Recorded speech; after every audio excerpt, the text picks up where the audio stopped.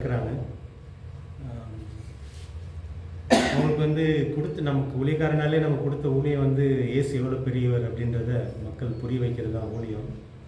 ஆனால் அந்த மாதிரி நடக்கலை. வேறு காரியங்கள் தான் பெருசுன்ற மாதிரி இந்த நாட்களில் சில மருத்துவங்கள் பெருசு, சில விதமான பிஸ்னஸ் பெருசுன்ற மாதிரி ஊழியக்காரங்களே அந்த அளவுக்கு இருக்கிறது வந்து வருத்தமாக இருந்துச்சு. ஆனால் நம்முடைய நோக்கம் எல்லாம் என்னென்னா, நம்ம இயேசு எவ்வளோ பெருசு நம்ம வாழ்க்கையில் அனுபவிக்கணும், அது மாதிரி நம்ம குடும்பத்தில் நம்முடைய மக்கள் மத்தியில் அனுபவிக்கணுன்றதை நம்ம ஏற்கனவே பேசணும். இந்த பாட்டில் வந்தது, பேதுரு பார்க்குறாரு ஒரு முடவனை, ஆனால் அவன் கையில் காசு இல்லை கொடுக்குறதுக்கு. அவன் பிச்சை தான் கேட்குறான், அவன் கையில் காசு இல்லை. ஆனால் அவருக்குள்ளே யார் இருந்தான்? இயேசு. அந்த இயேசுவை தான் காட்டினார். இயேசு நாமத்தினால எழுந்து நடன்றது தான் நம்ம அந்த பாட்டாக பாடினார் சந்திர பனியர் பாஷையில். ஸோ நமக்கு அந்த ஒரு விசுவாசம், அந்த மாதிரி எனக்கு ஆசை தான், நமக்கும் அந்த மாதிரி பேதுரு மாதிரி ஒருத்தர் ஒரு முடவனை பார்த்து சொல்லணுன்னா சும்மா சொல்ல முடியுமா?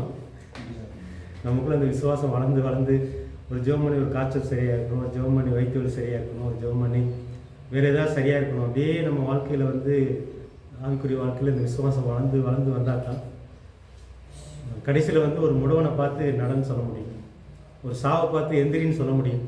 அந்தளவுக்கு விசுவாசம் வளர்ந்துருச்சு அப்படின்னா நம்ம தான் ஆண்டோடைய பார்வையில் பணக்காரங்க அப்படின்றத மீண்டும் தியானிக்க வச்சாங்க பாட்டு மூலமாக. அதனால் நம்ம அந்த புக்கு கொடுத்துரு எப்பவுமே அவங்களுக்கு வந்து அடுத்த 2 பாடம், ஏற்கனவே 2 பாடத்துக்குரிய புஸ்தகம் கொடுக்கப்பட்டிருக்குது. அடுத்த 2 பாடத்துக்குரிய புஸ்தகம் அவருக்கு இன்றைக்கி கொடுக்குறோம். என்றைக்கே கொடுக்கணும்னு நினச்சோம், அது முடியலை. அப்படியே இன்றைக்கி அது முடிஞ்சதுனால ஏற்கனவே கிடைச்ச பாட புஸ்தகம் வந்து என்னென்ன ஞாபகம் இருக்குதா? என்னென்ன பாடத்துக்கு புஸ்தகம் கிடைச்சது சொல்லுங்க பார்க்கலாம். என்டி சர்வே இப்போ கிடைச்சது தான். என்டி சர்வே இப்போ கொடுக்கறது ஸ்டான்லி அண்ணாவோட தான். அவர் என்ன பாடம் எடுத்துக்கிறாரு? அடிப்படை கிறிஸ்தவ உபதேசம். அவர் 2 பாடம் எடுக்கிறாரு. என்னென்ன பாடம் ஞாபகம் இருக்குதா? அடிப்படை கிறிஸ்தவ உபதேசம். வேறு இன்னொன்று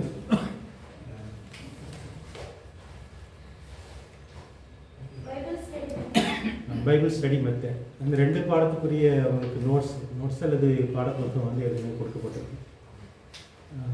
இது வந்து அடுத்தது நான் எடுக்கிறது வந்து புதிய ஏற்பாடு ஒரு கண்ணோட்டம், என்டி சர்வேன்னு சொல்கிறோம். புதிய ஏற்பாடு வந்து மேலோட்டமாக பார்க்குறோம். அதுதான் நான் எடுக்கிற பாடம். இவர் பிரபு எடுக்கிறது வந்து என்னது ஞாபகம் இருக்கா? மார்க்கு காஸ்பலும் யோவான் காஸ்பலும். அந்த 2 காஸ்பலில் உள்ள முக்கியமான கருத்துக்களை வந்து அவர் அவகமாக நம்ம படிக்கணும். ஸோ அந்த 2 பாடத்துக்குரிய நோட்ஸ் இதில் இருக்குது. இன்னும் ஒரு பாடம் என்ன பாடம்? Old testament survey. பழைய ஏற்பாட்டில் உள்ள புத்தகங்களை பற்றி மேலோட்டமான ஒன்று. அது யார் எடுக்கிறது? தேவராஜ் பாஸ்டர் எடுக்கிறாரு. அவர் இன்னும் நோட்ஸை ரெடி பண்ணல. ஒரு வேளை இந்த வாரத்தில் ரெடி பண்ணோம் அப்படின்னா அடுத்த வாரத்தில் உங்களுக்கு அந்த நோட்ஸ் கிடைக்கும். உங்களுக்கு எக்ஸாம் வந்து இந்த மாதத்துலேயே வைக்கிறதா இருந்துச்சு. ஆனால் நமக்கு நேரம் பத்தாதனால அடுத்த மாதத்தில் ஜனவரியில் வைக்கலான்னு இருக்கோம். முதல் வாரமோ அல்லது 2ஆவது வாரமோ இருக்கும். ஏற்கனவே யூனிட் டெஸ்ட்டுன்னு ஒன்று வச்சுருக்கீங்க, அவர் வச்சுருக்கிறாரு. நாங்கள் இன்னும் வைக்கலை. இந்த பாடத்தில், இந்த 2 பாடத்துலையும் வைக்கலை. யூனிட் டெஸ்ட்டுக்கு வந்து 20 மார்க்கு, அசைன்மெண்ட்டுக்கு 10 மார்க்கு, அட்டண்டன்ஸுக்கு 10 மார்க், மொத்தம் 40 மார்க் வரும். அது போக நீங்கள் 60 மார்க்குக்கு எக்ஸாம் எழுதணும். இந்த 100 மார்க்குக்கு நீங்கள் எவ்வளோ எடுத்தீங்களோ அதை வச்சு தான் உங்களுக்கு சர்டிஃபிகேட் கிடைக்கும். எக்ஸாம் பற்றி வேறு ஏதாவது சந்தேகம் இருக்குதா? பயமாக இருக்குதா எக்ஸாம் எழுதுறதுக்கு?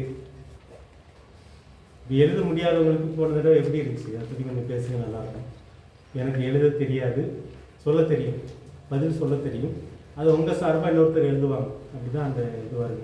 நம்ம ஏற்கனவே பேதில் வந்து எழுத தெரியாதவருக்கு பேதருக்கு பதில் யார் எழுதுனது? சில்வான் எழுதுன மாதிரி உங்களுக்கும் அந்த மாதிரி நம்ம வந்து எழுத தெரியல, வாசிக்க தெரியலன்னு சொல்லி ஆண்டோடைய சத்தியத்தை தெரியாமல் இருக்கக்கூடாதுன்னு தான் நம்ம எழுத வாசிக்க தெரியலனாலும் பரவாயில்ல, வாங்க நம்ம இந்த கிளாஸ் மூலமாக படிக்கலாம்னு சொல்லி கூப்பிட்டுருக்கோம். நமக்கு எழுத தெரியாது, வாசிக்க தெரியாதுன்னா என்ன செய்யலாம்? சொல்லலாம். தெரிஞ்சதை நம்மளால் சொல்லலாம். ஸோ அப்படி ஒரு ஒரு டெஸ்ட்டு போன தடவை நடந்துச்சு. எத்தனை பேர் எழுதுனீங்க? கை தூக்குங்க பார்க்கலாம். அந்த மாதிரி டெஸ்ட் எழுதுனோம். 3 4 கும்மி அப்படி எழுதுனீங்க? எழுதியா? இல்லை சரி. நீங்கள் வந்து உங்களை குறைவான நினச்சிக்க வேண்டாம். உங்களுக்கு ஒரு வாய்ப்பான இப்படி கொடுத்துருக்குறாரு. ஆனால் நீங்கள் வந்து மனசில் வச்சுக்கிட்டு அதை சொல்லணும்.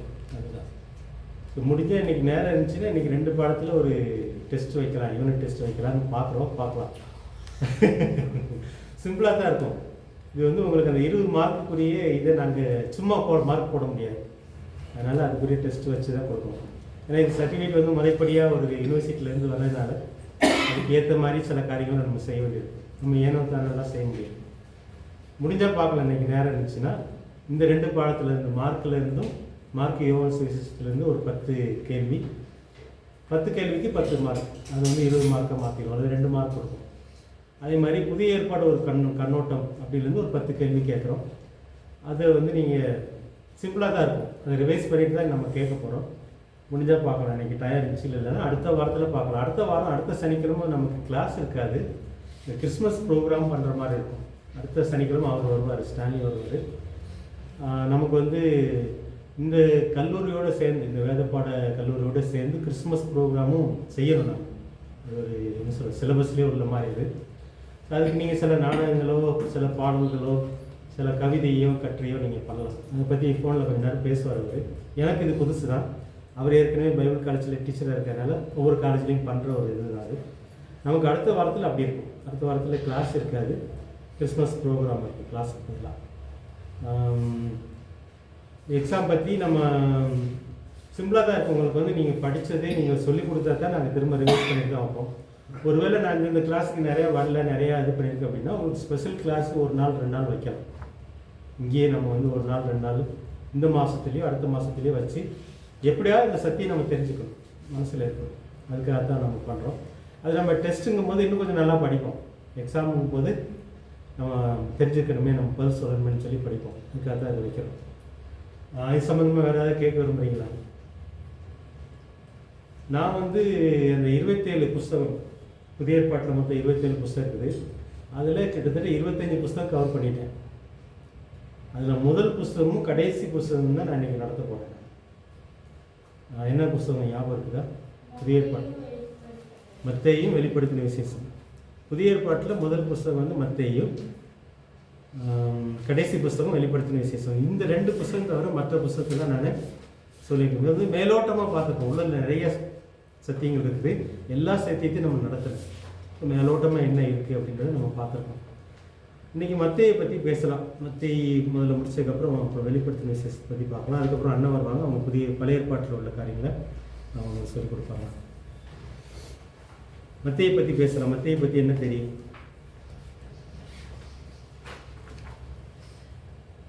சொல்லுங்க பார்க்கலாம். தெரிஞ்சுக்க. மத்தேய் யார்?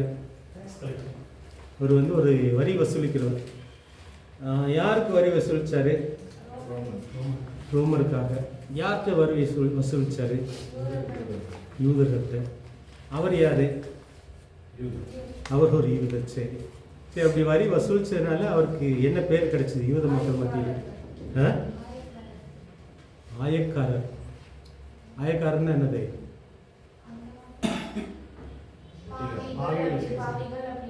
ஆயக்காரர், வட்டிக்காரர். ஆயக்காரரும் பாவீங்க. ஆயக்காரர்னாலே வரி வசூலிக்கிறது தான் நினைக்கிறேன். அந்த ஆயக்காரன்ற பேர் எங்கேருந்து வந்துச்சுன்னு தெரியல. சரி, அதை கொஞ்சம் நான் படிக்கல. ஆயக்காரன்ற வார்த்தையை வந்து எங்கேருந்து வருதுன்னு ஆயக்காரர்னாலே வரி வசூலிக்கிறது தான் நினைக்கிறேன். அப்படிதானே? ஆமாம். ஆயக்காரரும் பாவிகளும் வரும். ஆயக்காரன்றது வந்து பழைய தமிழில் வந்து வரி வசூலிக்கிறது. நம்ம புதிய மொழிபெயர்ப்புல வரி வசூலிக்க எனக்கே புரியல. ஆயக்காரன்னா என்னன்னு தெரியல. ஆயக்காரரும் பாவிகளும் தான். அது ஆயக்காரரும் பாவிகளும்னா வரி வசூலிக்கிறவரும் பாவிகளும். இப்போ வந்து இந்த பாவிகள் லிஸ்ட்டில் வந்து இவங்களையும் சேர்த்துட்டாங்க, வரி வசூலிக்கிறவங்களும் சேர்த்துட்டாங்க. ஏன் சேர்த்தாங்க? வரி வசூலிக்கிறவங்க லிஸ்ட்டில் ஏன் பாவிகளையும் சேர்த்தாங்க? அதிகமாக வட்டி வாங்கினவங்க. சரி, வட்டி வாங்கினதுனால சேர்த்தாங்களா? ஏன் பாவிகளாக ஆக்குறாங்க? இந்த வரி வசூலிக்கிறவங்க வந்து யூதருடைய பார்வையில் ஏன் பாவிகளாக ஏமாத்துறாங்க? சரி, வேற? சொந்த ஜனத்துக்கே அந்நிய ஜனத்துக்காக வரி வாங்க. சரி, சொந்த ஜனத்துக்கே வரி வசூலிக்கிறாங்க. வேற? அவங்க அடிமையாக இருந்தாங்க. யூதர்களுக்கு வந்து அவங்க ராஜா இல்லை, கடவுள் தான் அவங்களுக்கு. வேற? யோவான்ட்ட வந்து இவங்களும் ஞானஸ்நானம் எடுக்க வந்தாங்க. இந்த ஆயக்காரன்னா வரி வசூலிக்கிறவரும் ஞானஸ்நானம் எடுக்க வந்தாங்க. அப்போ யோவான் என்ன சொன்னார்? நாங்கள் என்ன செய்யணும்னு கேட்டாங்க. ஞாபகம் இருக்கதா இருக்காது? இந்த மாதிரி மத்தேயு அதில் போனார் என்னன்னு தெரில. மத்தேயு அந்த லிஸ்ட்டில் உள்ளவர். ஒருவேளை யோவான் ஞானஸ்நானம் கொடுக்கும்போது மத்தேயும் போயிருக்கலாம். ஆயக்காரராக போகிறார், எனக்கும் ஞானஸ்நானம் கொடுங்கன்னு கேட்குறாரு. அப்போது யோவான் என்ன சொன்னார்? யோவான் ஸ்நானம்.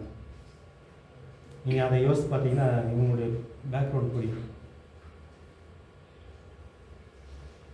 யோவான் வந்து ஆயக்காரர்கிட்ட என்ன சொன்னார்? வரி வசூலிக்கிறவர்கிட்ட என்ன சொன்னார்? ஞானஸ்நானம் எடுக்கணும்னா நீங்கள் என்ன செய்யணும்னு சொன்னார்? மறந்துடுச்சா? சரி, உங்களுக்கு வந்து எவ்வளோ வாங்கணும்னு சொல்லி கொடுக்குதா கவர்மெண்ட் சொல்லியிருக்குதோ அதை மட்டும் வாங்க. அப்போ வந்து வரி வசூலிக்கிறது என்ன இல்லை, தப்பு இல்லை. இந்த ரோமர் தான் ஆள்றாங்க. ரோமருக்கு வந்து கவர்மெண்ட் எல்லாம் அவங்க தான், இராணுவம் அவங்களோடது. இப்போ வந்து மோடி வரி வசூலிக்கிறாரு, ஜிஎஸ்டிலாம் போடுறாரு. வரி வசூலித்து தான் ஆகணும். ஏன்னா கவர்மெண்ட் நடத்தணும்னா அதை வச்சு தான். ஏன்னா கவர்மெண்ட்டில் ஆஃபீஸர் இருக்கிறாங்க, பில்டிங் இருக்குது, கரண்ட் கட்டணும், இராணுவம் இருக்குது, போலீஸ்காரங்க இருக்கிறாங்க. இவங்களுக்கெல்லாம் சம்பளம் கொடுக்கணும்னா என்ன எது மூலமாக கொடுக்கணும்? வரி. மக்கள்கிட்ட வரி வாங்கி தான் கொடுக்கணும். மோடி வந்து சம்பாதிச்செல்லாம் கொடுக்க முடியாது. இதே மாதிரி தான் அந்த காலகட்டத்தில் ரோமர் வந்து இஸ்ரேல் மக்களை பிடிச்சிருக்கிறாங்க. ரோமருடைய இராணுவம்லாம் இருக்குது இந்த நாட்டில். ரோமர் தான் ஆளுகை செய்கிறாங்க, ஆஃபீஸர் இருக்கிறாங்க, கவர்னர் இருக்கிறாங்க, எல்லாத்துக்குமே சம்பளம் கொடுக்கணும். ஆனால் இந்த ரோம கவர்மெண்ட் வந்து ஒருத்தருக்கும் வரி அளவு போட்டிருக்காங்க. ஒருத்தர் வந்து ஒரு வருஷத்தில் எவ்வளோ வரி கட்டணும். இப்போ வீட்டு வரி கட்டுறோம், வண்டிக்கு வரி கட்டுறோம், அந்த மாதிரி. இப்போ நம்ம ஒரு பொருள் வாங்கினாலே வரி கட்டுறோம், நமக்கே தெரியாது. கடையில் போய் இப்போ வந்து பெரிய கடையெல்லாம் போய் கேட்டிங்கன்னா பில்லில் பார்த்தீங்கன்னா அதில் இருக்கும் ஜிஎஸ்டின்னா இதில் அடுத்து என்னமோ எஸ்டின்னு வரும். இந்த மாதிரி இல்லை, ஸ்டேட்டுக்கு சென்ட்ரல் கவர்மெண்ட். நமக்கே தெரியாமல் நம்ம போய் ஒரு பொருள் வாங்கும் போதே வரி கட்டி சேர்த்து தான் கட்டுறோம். ஸோ இது வந்து நியாயமான ஒரு வரின்னு ஒன்று இருக்குது. இப்போ வந்து வரி வசூலிக்கிறது வந்து பாவம் இல்லை, புரிஞ்சுக்கிறீங்களா? ஆனால் அநியாயமாக வாங்க வேண்டாம். யோவான் என்ன சொல்கிறாருன்னா, நீங்கள் அநியாயமாக வாங்காதுங்க. வந்து 100 ரூபா வாங்க சொன்னால் நீங்கள் 100 ரூபா மட்டும் வாங்குங்க. அவங்க 100 ரூபா வாங்க சொல்லியிருப்பாங்க, இவங்க 150 ரூபா வாங்கியிருப்பாங்க. அதுதான் பாவம் அப்படின்றாங்க. இவங்க வந்து அது மாதிரி வாங்கணும். ஒருவேளை மத்தேயு அப்படி வாங்கினாரா அப்படின்றதெல்லாம் நமக்கு தெரியல. ஆனால் மத்தேயு வீட்டுக்கு இயேசு போய் சாப்பிட போகிறார். முதல்ல 4 பேர் இவருக்கு சீசர் ஆகுறாங்க. இயேசுக்கு யார் யார்? மத்தேயுடைய பேக்ரவுண்ட் பார்க்கணும்.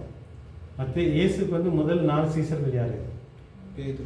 பேதுரு, பேதுருடைய அண்ணன் அந்திரேயா, யோவான், யோவானுடைய அண்ணன் யாக்கோபு. இந்த 4 பேரும் மீன் பிடிக்கிறவங்க. இவங்க 4 பேரும் இயேசுக்கு சீசர்களாக மாறுறாங்க, முதல் சீசர்கள். இவங்க 4 பேருமே யோவானுக்கு சீசராக இருந்தவங்க. அதுக்கப்புறம் இயேசு வந்தோடனே இவர் தான் தேவாட்டுக்குட்டின்னு சொல்லி யோவான் சொல்கிறாரு.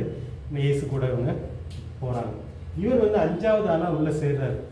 இவர் வந்து ஒரு இடத்துல வந்து வரி வசூலிச்சுட்டு இருக்கிறார். அதுக்குன்னு ஒரு இடம் இருக்குது. எப்படி நம்ம டோல்கேட்லாம் வச்சுருக்க மாதிரி அந்த காலத்தில் வரி வசூலிக்கிறதுக்கு ஒரு இடம் இருக்குது. இயேசு அந்த வழியில் போகிறாரு.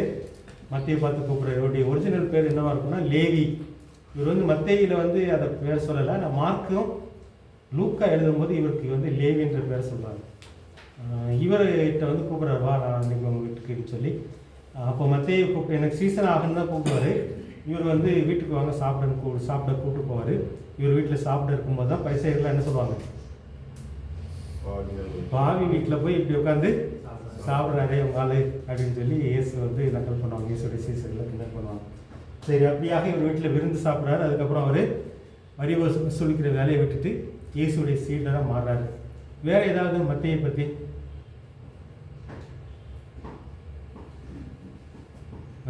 வேற ஏதாவது தெரிஞ்ச கருத்துக்கள், காரியங்கள்?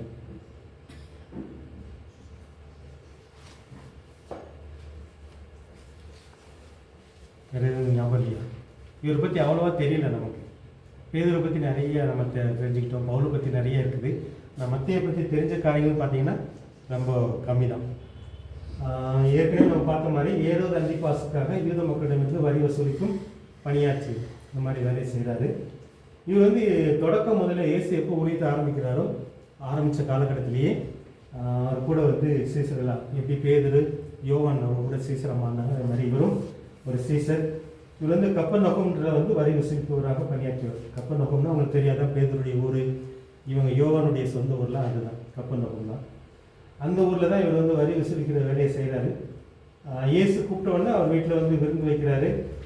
விருந்து சாப்பிட்டு அதுக்கப்புறம் 12 சீசர்கள் ஒருத்தராக இவரும் ஆயிடுறார். இவர் வந்து அல்பேயின் மகன் லேவி என்ற பெயர். அல்பேய் என்ற பெயர் இன்னொருத்தவங்களுக்கும் இருக்குது. ஆனால் இவருடைய அப்பா பேரும் அல்பேயி. மார்க்கும் லூக்கா வந்து இவரை பற்றி லேவின்னு சொல்லி குறிப்பிட்றாங்க. மத்தேயும் சொல்லாது, இவருடைய பேர் லேவின்னு சொல்லி சொல்லுவாங்க. இவர் வந்து இயேசுடைய உயிர்த்தெழுதலை பார்த்தவர். அவர் மேலுலகம் ஏறி செல்லும் போது பார்த்த சாட்சிகளில் ஒருத்தர். இயேசு கூடவே 3 வருஷம் ஊழியம் செஞ்சவர். அவருடைய மரண காரியங்கள்லாம் கூட இல்லை. அவர் யோவான் தான் அந்த நேரத்தில் கூட இருந்தவர். ஆனால் மற்ற சீசர்கள் யாரும் கூட இல்லை.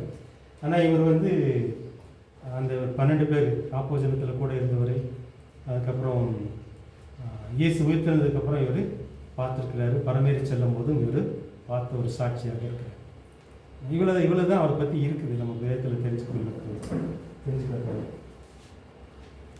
இவர் எழுதின நூல் பார்த்தீங்கன்னா மத்தேயு தான் புதிய ஏற்பாட்டில் முதல் புஸ்தகம். இவர் ஒரு யூதர் தான். இவர் யாரை மனசில் வச்சு இதை எழுதுறாருன்னா, யூத மக்களை, அந்த இஸ்ரேல் சமுதாய மக்களை மனசில் வச்சு தான் இதை எழுதுறாரு. அவங்களுக்கு வந்து நற்செய்தி போகணும் அப்படின்றது அவருடைய நோக்கம். இவர் வந்து இயேசுடைய போதனைகள் வந்து பழைய ஏற்பாட்டோட எப்படி சேர்ந்து பொருந்தி இருக்குது. பழைய ஏற்பாடு வேறு, புதிய ஏற்பாடு வேறுன்னு இல்லை. இவர் நிறைய பார்த்தீங்கன்னா பழைய ஏற்பாடு இந்த கொட்டேஷன், பழைய ஏற்பாட்டில் உள்ள நிறைய காரியங்கள் வந்து குறிப்பிடுவார். தீர்க்க தரிசனங்கள், பழைய ஏற்பாட்டில் உள்ள காரியங்களை வந்து நிறைய குறிப்பிட்டவர் வந்து இவர். மார்க் அப்படியெல்லாம் எதுவுமே எழுதலை. லூக்கா கூட அந்தளவுக்கு எழுதலை. யோவான் அந்த மாதிரி எழுதலை. மத்தேயு எழுதினதில் பார்த்தீங்கன்னா பழைய ஏற்பாட்டில் உள்ள தீர்க்க தரிசனங்கள், பழைய ஏற்பாட்டில் இயேசுவை பற்றி சொல்ல காரியங்கள்லாம் அவர் வந்து குறிப்பிட்டிருப்பார். அந்த போதனைகள், இயேசுடைய போதனைகள் வந்து புதுசெல்லாம் கிடையாது, பழைய ஏற்பாட்டில் உள்ளதை தான் அவர் வந்து விளக்கி சொன்னார் அப்படின்னு சொல்லி இவர் எழுதுகிறார். ஏன் அப்படின்னா யூதர்களுக்கு வந்து இயேசு தான் மேசியான்னு அவர் காட்டணும். அந்த நோக்கத்தில் தான் அதை செய்கிறார். அப்போ இயேசுடைய போதனைகள் எவ்வளோ சிறப்பானது, எவ்வளோ சிறப்பானது, எவ்வளோ முக்கியமானதுன்னு எழுதுகிறார். மார்க் பார்த்தீங்கன்னா போதனையை பற்றி அவ்வளோவா எழுதலை. லூக்காவும் அந்தளவுக்கு எழுதலை. அந்த மத்தேயு பார்த்தீங்கன்னா போதனைகளை நிறைய எழுதியிருப்பார். இயேசுடைய மலை பிரசங்கங்கள், இப்போ காந்தியடிகள் வந்து இயேசுடைய பிரசங்கத்திலே தொடப்பட்டது மலை பிரசங்கம் தான் அடிக்கடி காந்தியடிகள் சொன்னார். அந்த இதை வந்து மத்தேயு தான் எழுதியிருக்கிறார். மற்றவங்க அதை எழுதலை, விளக்கமாக எழுதுகிறவர்.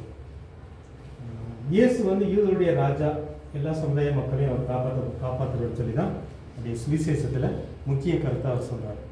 இது ஏதாவது கேட்க வேண்டியிருக்குதா? மத்தேயு நற்செய்தி நூலை நம்ம மேலோட்டமாக பார்த்தோன்னா இந்த கருத்துக்கள் அது உள்ள இருக்கு. இந்த 5 பகுதியாக பிரிச்சலாம். 5 கிடையாது, ஆக்சுவலாக 3 போட்டுக்கணும். 3 வச்சுக்கணும். 3 பகுதிகளாக பிரித்து பார்க்கலாம். மத்தேயு முதல் 2 அதிகாரத்தில் பார்த்தீங்கன்னா இயேசு பற்றி அறிமுகம். இவர் வந்து தாவீது மற்றும் ஆபிரகாமின் சந்ததியில் பிறந்தவர்.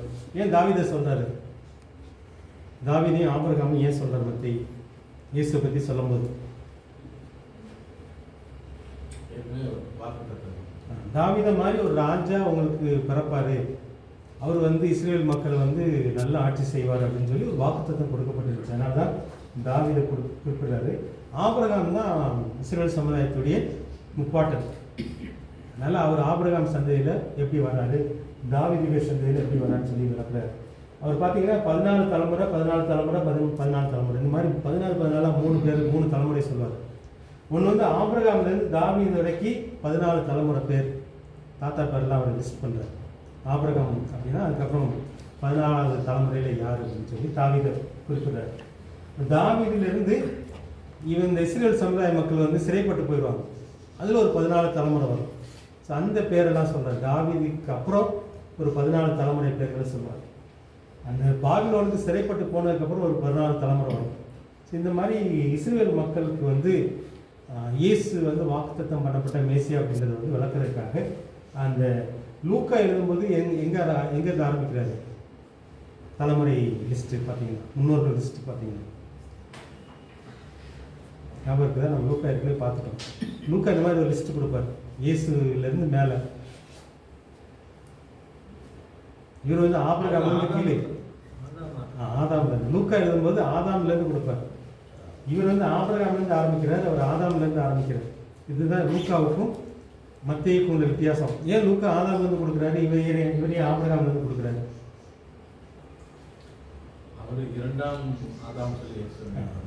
வந்து எல்லா சமுதாயத்துக்கும் வருதுன்னா ஆதாம்லேருந்து எல்லா சமுதாயமும் வருது. இயேசு வந்து எல்லா சமுதாயத்துக்கும் எப்படி ஆதாம் மூலமாக எல்லா சமுதாயம் வந்துச்சோ அதே மாதிரி இயேசு மூலமாக தேவன் வந்து ஒரு புதிய சமுதாயத்தை உருவாக்குறாரு. அதான் அவருடைய நற்செய்தியுடைய மைய கருத்து. ஆனால் இவருக்கு வந்து இஸ்ரவேல் மக்களுக்கு வந்து சொல்லணும், இயேசு வந்து வேற ஆள் கிடையாது, ஆபிரகாமுக்கு வாக்கு கொடுத்தவர், தாவீது மாதிரி ஒருத்தரை தருவன்னு சொல்லி வாக்கு கொடுத்தவர் தான் அப்படின்னு சொல்லி அதுக்காக தான் இவர் ஆபிரகாம் ஆரம்பிக்கிறார். இது வந்து முதல் 2 அதிகாரத்தில் பார்க்கலாம். அதுக்கப்புறம் 3ஆம் அதிகாரத்துலேருந்து 25 அதிகாரம் வரைக்கும் நீங்கள் பார்த்தீங்கன்னா இயேசுடைய போதனைகள், சாத்தானுடைய சோதனை முடிஞ்ச உடனே அவர் ஊழியத்தை ஆரம்பிக்கிறாரு.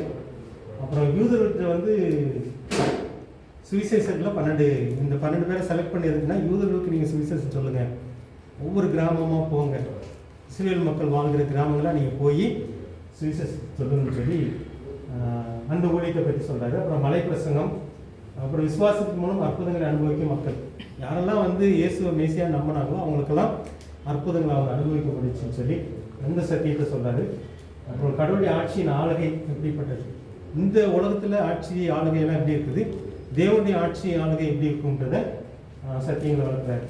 அப்புறம் பக்திமான் போல வேஷம் போடுறவங்க பரிசெயர், அவங்களுக்கு நியாய தீர்ப்பு இருக்குது. இந்த மாதிரி சத்தியங்கள் தான் முக்கியமான சத்தியங்களாக நம்ம பார்க்குறோம். கிட்டத்தட்ட 3ஆம் அதிகாரத்துலேருந்து 25ஆம் அதிகாரம் வரைக்கும் போதனைகள், அற்புதங்கள் இதெல்லாம் நம்ம பார்க்குறோம். கடைசி 26லேருந்து 28 அதிகாரம் வரைக்கும் பார்த்தீங்கன்னா இயேசுடைய மரண ஆயத்தம், அவர் வந்து மரணத்துக்கு ரெடியாகிறாரு. தேவ திட்டத்தின்படி எனக்கு ஒரு மரணம் இருக்குன்னு சொல்கிறாரு, அதுக்கு ஆயத்தமாகிறாரு, மரணத்தை சந்திக்கிறாரு, உயிர் தெழுகிறாரு, அதுக்கப்புறம் காட்சி அளிக்கிறார். இயேசு உயிரோடு இருந்ததுக்கப்புறம் காட்சி அளிக்கிறார். இந்த மாதிரி 3ஆக நம்ம பிரித்து பார்க்கலாம் மத்திய எழுதின சுவிசேஷ நூலை. இந்த மொத்தம் 28 அதிகாரம் இருக்குது. 28 அதிகாரத்தை வந்து இன்னைக்கு 1 மணி நேரத்தில் நம்ம தியானிக்கணும்னா முடியாது. அதில் உள்ள மேலோட்டமான கருத்து மட்டும் பார்க்கலாம். உங்களுக்கு இந்த புக்கில் பார்த்தீங்கன்னா ஒவ்வொரு அதிகாரத்துலேயும் என்னென்ன கருத்து இருக்குன்னு இருக்கும். இதில் வந்து ஒரு அதிகாரத்தில் உள்ள முக்கிய கருத்தை மட்டும் தான் நம்ம இன்றைக்கி பார்க்க போகிறோம். உங்களுக்கு கொடுத்த புக்கில் பார்த்தீங்கன்னா மத்திய கீழே பார்த்தீங்கன்னா இந்த ஒரு அதிகாரத்துக்கு கீழே வந்து என்னென்ன காரியங்கள் இருக்குது அப்படின்னு சொல்லி நீங்கள் பார்க்கலாம். எல்லாம் தெரிஞ்சுக்கோங்க. மத்திய வந்து எத்தனை பக்கம் பாருங்கள்.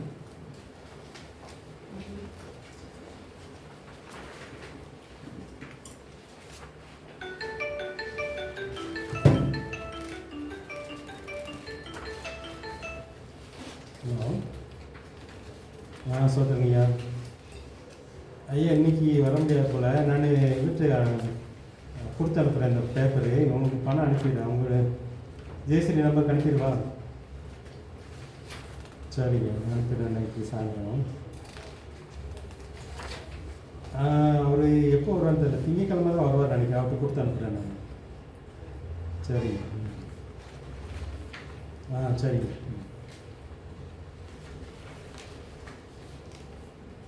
எடுத்துட்டிங்களா? மற்ற எத்தனை பக்கம்? 60வது பக்கம் எடுத்துக்கோங்க. 60வது பக்கம். அதுக்குள்ளே பார்த்தீங்கன்னா ஒவ்வொரு அதிகாரத்துக்குள்ளே உள்ள முக்கிய கருத்துக்கள்லாம் இருக்குது. இந்த வசனத்துலேருந்து இந்த வசனம் வரைக்கும் அப்படின்னு சொல்லியிருக்கோம். அதை நீங்கள் வீட்டில் போய் பாருங்கள். இன்றைக்கி நமக்கு அவ்வளோ பார்க்க முடியாது, ஏன்னா 1 மணி நேரத்தில் இதெல்லாம் பார்க்க முடியாது. ஒரு மேலோட்டமாக நம்ம பார்க்குறதுனால ஒவ்வொரு அதிகாரத்துக்குள்ளே முக்கியமாக இருக்கிற கருத்தை மட்டும் நம்ம பார்க்கணும். 28 கருத்தை பார்க்கணும். அவங்களுக்கு வந்து இதுலேருந்து ஒரு டெஸ்ட்டு கொஸ்டின் வந்தால் கூட நம்ம இதை தான் நம்ம பார்ப்போம். நம்ம உள்ளே இருக்க கருத்தில் அவ்வளோ நம்ம கேட்க மாட்டோம். அதனால் இதை கவனிச்சுக்கோங்க. நீங்கள் அதை பார்க்கணும்னு அவசியம் இல்லை, இதை நீங்கள் கவனிச்சாலே போதும். 1ஆம் அதிகாரம் வந்து இயேசுடைய பிறப்பை பற்றி சொல்லுது. இயேசு எப்படி பிறந்தார். இதில் வந்து நான் போட்டுக்கிறதுனா ஆவியானவரால் மனிதராக பிறந்த இயேசு. ஏன் இந்த தலைப்பு கொடுத்துருக்கோம் 1ஆம் அதிகாரத்துக்கு? இயேசு எப்படி பிறந்தார், பிறப்பை பற்றி வளர்க்குறாரு. பரிசுத்த ஆவியினால எப்படி நடந்துச்சு. சில நேரத்தில் இந்த பிறப்பை நம்புறதுக்கு சில கிண்டலாக பேசுகிறவங்களாம் இருக்கிறாங்க. இயேசுடைய பிறப்பை பற்றி கிண்டல் கேலியாக பேசுகிறவங்களாம் இருக்கிறாங்க. ஆனால் எப்படி நடந்துச்சு நம்ம நம்புகிறோமா? நம்ம எந்தளவுக்கு நம்புகிறோம்? இயேசுடைய பிறப்பு எப்படி நடந்துச்சு? சரி, இது வந்து ஆதாம்கிட்டே சொல்லியாச்சு, ஸ்திரீயின் வித்துன்னு சொல்லி. அதாவது ஒரு பெண்ணுக்குள்ள ஒரு வித்து போடப்படும், அதுலேருந்து ஒருத்தர் வருவார், அவர் வந்து ஒரு தலையை நசுக்குவார். அதுதான் இங்கே நடக்குது. அது வந்து எத்தனையோ வருஷத்துக்கு முன்னாடி ஆதாம் ஏவாள் கொடுத்த வாக்குத்தத்தம் அல்லது சாத்தான் வித்து சொன்ன ஒரு காரியம். சரியா? இங்கே என்ன நடக்குது? அந்த வித்து எப்படி மரியாதைக்குள்ளே வருது? வார்த்தை. அந்த வார்த்தை எப்படி கொஞ்சம் வழக்கமாக சொல்லுங்க பார்க்கலாம். வார்த்தை ஆவியாகி மாம்சமானது. இது வந்து யோகன் எழுதுறாரு. ஆனால் எப்படி நடந்துச்சு? வார்த்தை எப்படி மாம்சமாச்சு? அந்த வார்த்தை யார் மூலமாக மரியாதைக்கு வந்துச்சு? இதெல்லாம் கொஞ்சம் இதுதான் முக்கியம். தேவதூதர் வந்து சொல்றாரு, உனக்கு வந்து ஒரு குழந்தை பிறக்கும் அப்படின்றாரு. மரியாதை என்ன சொல்கிறார்? எனக்கு கல்யாணம் ஆகலையே, நான் இந்த அவளக்கூடியும் சேரல எனக்கு எப்படி குழந்தை பிறக்கும்? அப்போ என்ன சொல்றார் தூதன்? இதுதான் ரொம்ப முக்கியம். குழந்தை மரியாதை வயிற்றுக்குள்ளே குழந்தை எப்படி வருது, இயேசு எப்படி வர்றாரு அப்படின்றத நம்ம கொஞ்சம் தெளிவாக புரிஞ்சுக்கிட்டோம் அப்படின்னா அந்த சத்தியத்திலேருந்து நம்ம வந்து விலக மாட்டோம். தேவதூதர் சொல்கிறார். அப்போ மரியாதை என்ன சொல்கிறார்? இங்கே தான் அந்த விசுவாசத்தை பார்க்குறோம். ஒருவேளை வந்து இதுக்கு முன்னாடி ஒரு சம்பவம் நடக்குது. யோவானை பற்றி, யோவான் பிறக்க போகிறத பற்றி யார்கிட்ட சொல்லலாம்? தேவதூதன் வந்து யோவான் பிறக்கிறத பற்றி தேவதூதன் வந்து ஒருத்தர் வந்து சொல்கிறான். யார்கிட்ட? சக்கரியாட்ட, யோவானுடைய அப்பாட்ட வந்து. அப்போ அவர் நம்பலை. அவர் என்ன சொல்கிறார்? எங்களுக்கு வயசாகி போச்சு, எங்களுக்கு அப்படி. இவர் ஜெபம் பண்ணிட்டு இருக்கிறார், குழந்தைக்காக ஜெபம் பண்ணுறவங்க. எலிசபெத்தும் சகரியாவும் குழந்தைக்காக ஜெபம் பண்ணிட்டு இருக்காங்க. ஆனால் தேவதூதன் வந்து உங்கள் ஜெபம் கேட்கப்பட்டது, உங்களுக்கு குழந்தை பிறக்க போகுதுன்னு சொன்னால் என்ன அவருக்கு என்ன வரல? விசுவாசம் வரல. அதனால தான் வாய் பேச முடியாமல் போச்சு. ஒரு வருஷம் வாய் பேச முடியாமல் இருந்தார். ஆனால் மரியாளுக்கு வந்து விசுவாசம் எப்படி வந்துச்சு? இதுதான் ரொம்ப முக்கியம். இயேசு பிறக்கிறதுக்குள்ள உள்ள மரியாளுடைய விசுவாசம், ஆவியானுடைய அசைவாடுதல் ரொம்ப முக்கியம். இதனால தான் அந்த குழந்தை உள்ளே வருது. மரியாளுக்கும் வந்து இவர் சகரியா சொன்ன மாதிரியே மரியாதை எனக்கு கல்யாணம் ஆகலை, எனக்கெல்லாம் குழந்தை பிறக்காது அப்படின்னு சொல்லியிருந்தா என்ன ஆயிருக்கும்? மரியாதை வயிற்றுக்குள்ளே இயேசு வந்திருக்க முடியுமா? முடியாது. இங்கே தான் வார்த்தை எப்படி மாம்சமாகுதுன்னு சொல்லி பார்க்குறோம். அந்த விசுவாசத்தினால தான் வார்த்தை மாம்சமாக. தூதன் சொன்ன தேவ வார்த்தை இவருடைய வயிற்றில் மாம்சமானதுக்கு காரணம் எது? மரியாளுடைய விசுவாசம். விசுவாசமாக என்ன சொன்னாங்க? ரொம்ப முக்கியமானதுனால தான் நான் இதை கொஞ்சம் நேரம் எடுக்கிறேன். நம்மளுடைய அடிமை. அதுதான். நான் அடிமை. எனக்கு எப்படி நடக்க போகுதுன்னு ஒன்றும் தெரியல. சில நேரத்தில் விசுவாசம் அப்படி தான் இருக்கணும். இது எப்படி நடக்க போகுதுன்னு எனக்கு தெரியல. ஆனால் உங்கள் அடிமை. நான் கடவுளுக்கு அடிமை. அவர் எப்படி பிளான் பண்ணியிருக்காரோ அதுபடி எனக்கு நடக்கும். இதுதான். அந்த வார்த்தை மட்டும் அவர் சொல்லலை அப்படின்னா மரியாதை வயிற்றுக்குள்ள யார் பார்க்க முடியாது? மாம்சம். இந்த வார்த்தை மாம்சமாக இருக்க முடியாது. இது ஒரு காரணம். இந்த சைடில் இருந்து, மரியாளுடைய சைடில் இருந்து. தேவனுடைய சைடில் இருந்து எப்படி பறக்கிறார் அவர்? ஆவியானவர் உண்மையிலே அசைவாடுவார், நிழலிடுவார் அப்படின்னு சொல்லி. இந்த ஆவியானவர் வந்து அது எப்படி நடக்கணும்னு தெரியல. இது வந்து நம்ம ஆண்டவர் வந்து இந்த உலகத்தை படைக்கும் போதே ஆவியானவர் வந்து அப்படியே அசைவாடினார். ஜலத்தின் மீது அசைவாடினார். அந்த ஜலத்தின் இப்போ வந்து வெறும் பூமியில் ஒன்றுமே கிடையாது. மரம், செடி, கொடி எதுவும் கிடையாது, ஒன்றுமே கிடையாது. ஆனால் ஆவியானவர் அசைவாட தான் என்ன வந்துச்சான்? இந்த அட்மாஸ்பியர், நம்ம என்னென்னமோ சொல்கிறாங்க, சயின்ஸ் இதெல்லாம் பார்க்குறாங்க. எல்லாமே உருவானது வந்து ஆவியானுடைய அசைவாடுதல் தான். இப்போ ஆண்டோடைய சைட்லேருந்து மரியாதை வயிற்றுக்குள்ளே இயேசு பிறக்கிறதுக்கு ஆவியானுடைய அசைவாடுதல் தேவைப்பட்டுச்சு. இவருடைய சைட்லேருந்து என்ன இருந்துச்சு? விசுவாசம். இது ரெண்டும் சேர்ந்து தான் வார்த்தை மரியாதை வயிற்றில். இது வந்து இயேசுவை நம்பாதவங்கிட்ட போய் சொன்னீங்கன்னா புரியாது. அது எப்படி தான் ஆம்பளையும் பொம்பளையும் சேராமல் குழந்தை பிறக்குன்ற மாதிரி நிறைய கேள்வி கிண்டலுக்குள்ளாக நமக்கு வந்து இந்த சக்தியை வந்து நல்லா புரிஞ்சுக்கணும். மரியாதைக்கு விசுவாசம் இருந்துச்சு, ஆவியானவர் அசைவாடினாரு. அதனால தான் வார்த்தையானது அவருடைய வயிற்றில் மாம்சமாச்சு. இதைத்தான் மத்தேயு சொல்கிறார். அதுக்கப்புறம் 2ஆம் அதிகாரம் பார்த்தீங்க அப்படின்னா பெத்லெஹேம்லேருந்து எகிப்துக்கு போய் நாசரேத் வந்த இயேசு. மத்தேயு இது விளக்குறாரு. பெத்லெஹேமுக்கு எங்கே போகிறாங்க, ஏன் போகிறாங்க? நாசரேத்து, எகிப்து, இந்த மூணு பற்றி உங்களுக்கு என்ன தெரியும்? என்ன ஞாபகம் இருக்குது? சொல்லுங்க பார்க்கலாம். ஏற்கனவே நம்ம படித்ததான், லூக்காவில் பார்த்துட்டோம், மார்க்கில் பார்த்துட்டோம். இந்த 3 ஊரை பற்றி கொஞ்சம் சொல்லணும் பார்க்கலாம். பெத்லெஹேம், எகிப்து, நாசரேத். இதான் 2ஆம் அதிகாரத்தில் சொல்லப்படுது. பெத்லெஹேம்ல தான் அவர் பிறக்கிறாரு. எப்படி பிறக்கிறார் பெத்லெஹேம்ல? பண்டிகை. இவங்க சொந்த ஊர் எங்கே தங்கியிருக்கிறாங்க? இந்த மரியாளும் இந்த காலகட்டத்தில் வந்து மரியாளுக்கு வந்து யோசேப்பு வந்து நிச்சயம் பண்ணியிருக்கிறாங்க. இப்போ யோசேப்புடைய ஊர் வந்து இந்த ஒரு சொந்த ஊர் நாசரேத். நாசரேத்தில் தான் மரியாள் இருக்கிறார். ஆனால் எதுக்காக பெத்லெஹேம் போகிறாங்க? பண்டிகைக்கு போகிறாங்களா? கொஞ்சம் கரெக்ட் பண்ணி பார்க்கலாம். கணக்கெடுப்பு, அந்த சென்சஸுக்காக தான் போகிறாங்க. ஆக்சுவலாக இந்த காலகட்டத்தில் வந்து தூதம் பேசுகிறது, இவங்களுக்கு நிச்சயம் நடந்தது எல்லாமே நாசரேத்தில் தான் நடக்குது.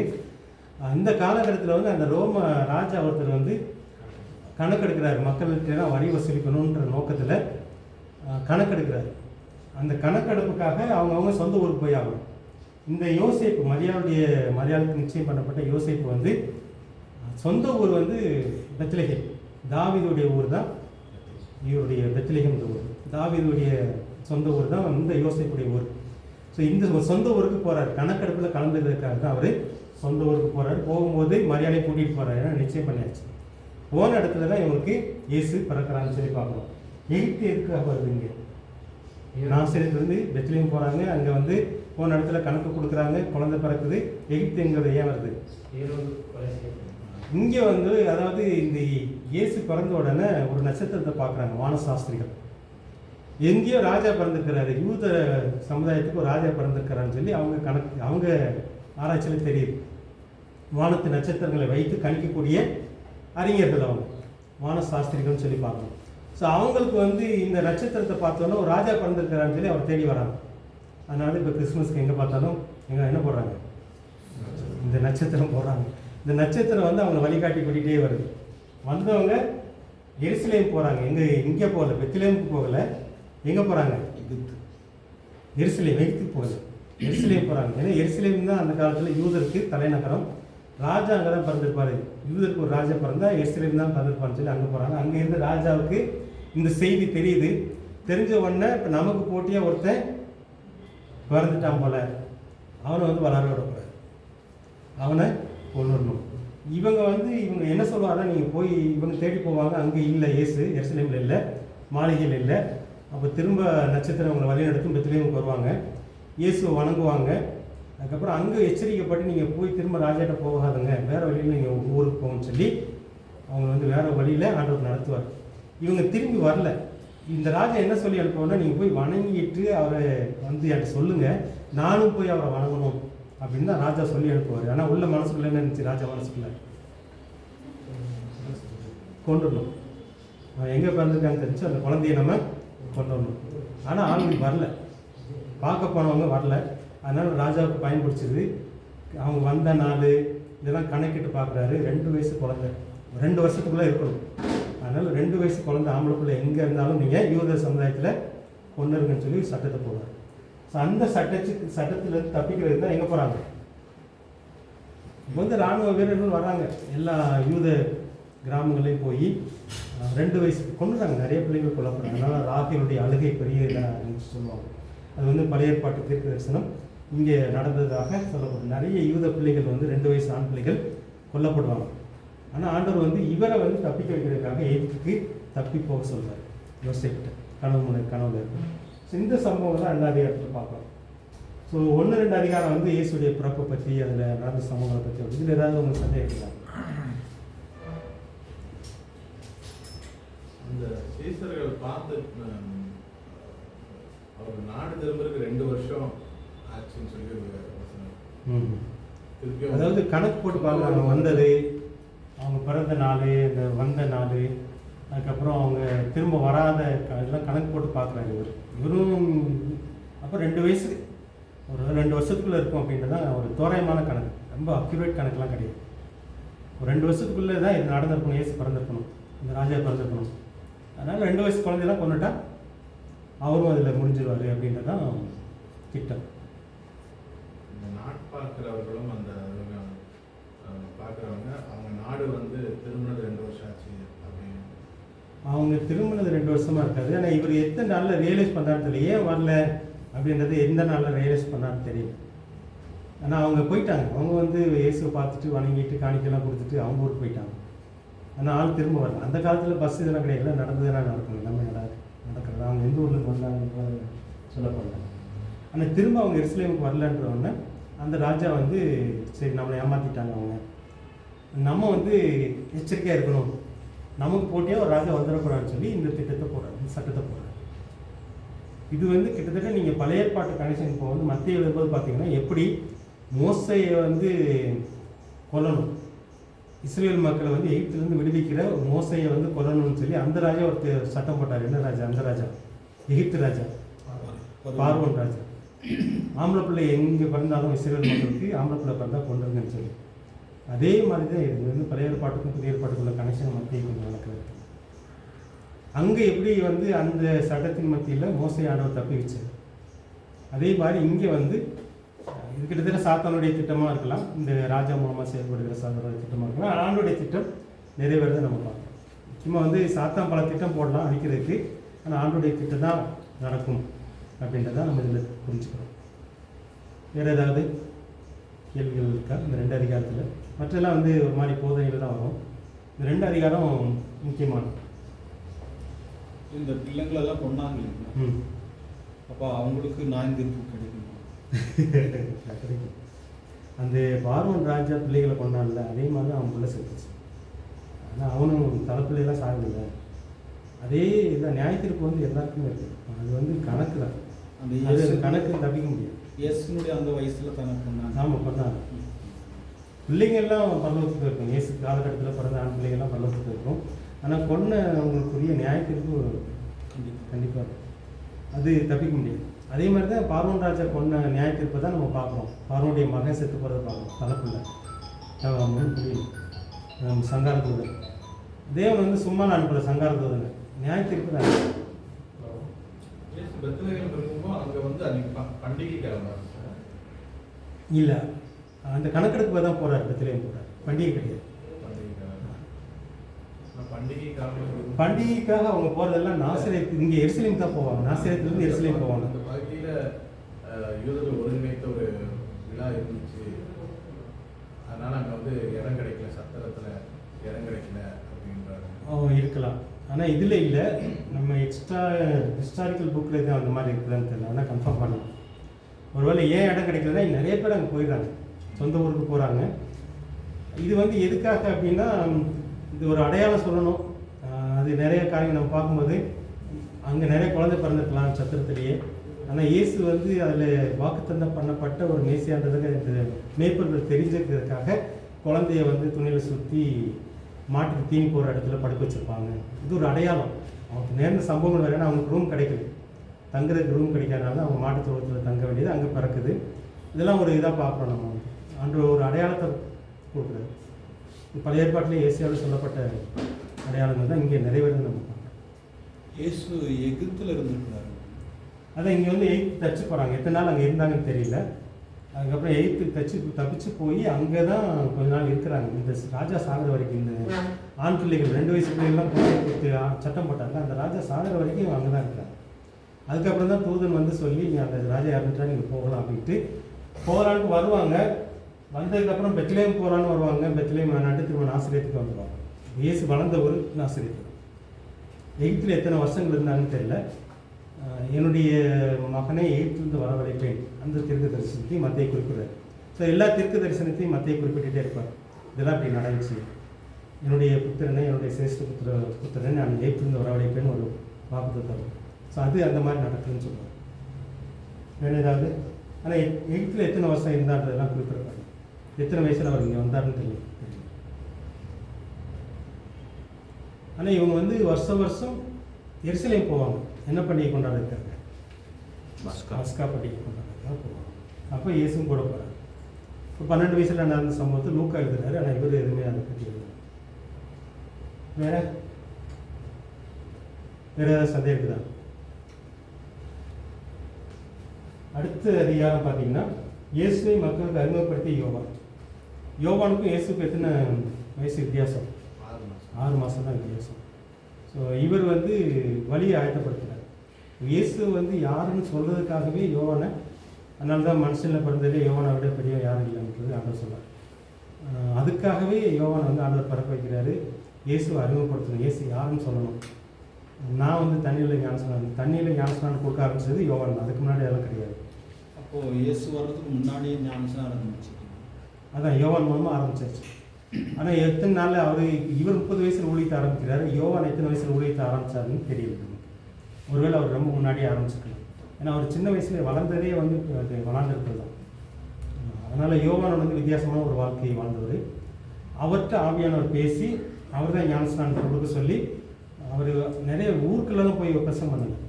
அவர் இருக்கிற இடத்துல ஆண்டவர் பற்றி சொல்கிறாரு. மக்கள்லாம் அங்கே போகிறாங்க, அங்கே போய் தான் ஞானஸ்நானம் எடுக்கிறாங்க. வந்தவங்களுக்கு அவர் சொல்கிறாரு. அவருடைய பிரசங்கமே வித்தியாசமாக இருக்கும். அவர் வந்து இயேசு அறிமுகப்படுத்துறது ஆண்டோடைய நோக்கம். யோவனுடைய பிறப்பு, யோவனுடைய காரியம் பார்த்தீங்கன்னா இயேசு வந்து மக்களுக்கு அறிமுகப்படுத்தணும். வழியை ஆயத்தம் பண்ணுறதுன்னா இயேசு பறக்க போகிறாரு. அவருக்கு முன்னாடி ஞானஸ்நானத்தை பற்றி சொல்லணும், இயேசுக்கு ஞானஸ்நானம் கொடுக்கணும்.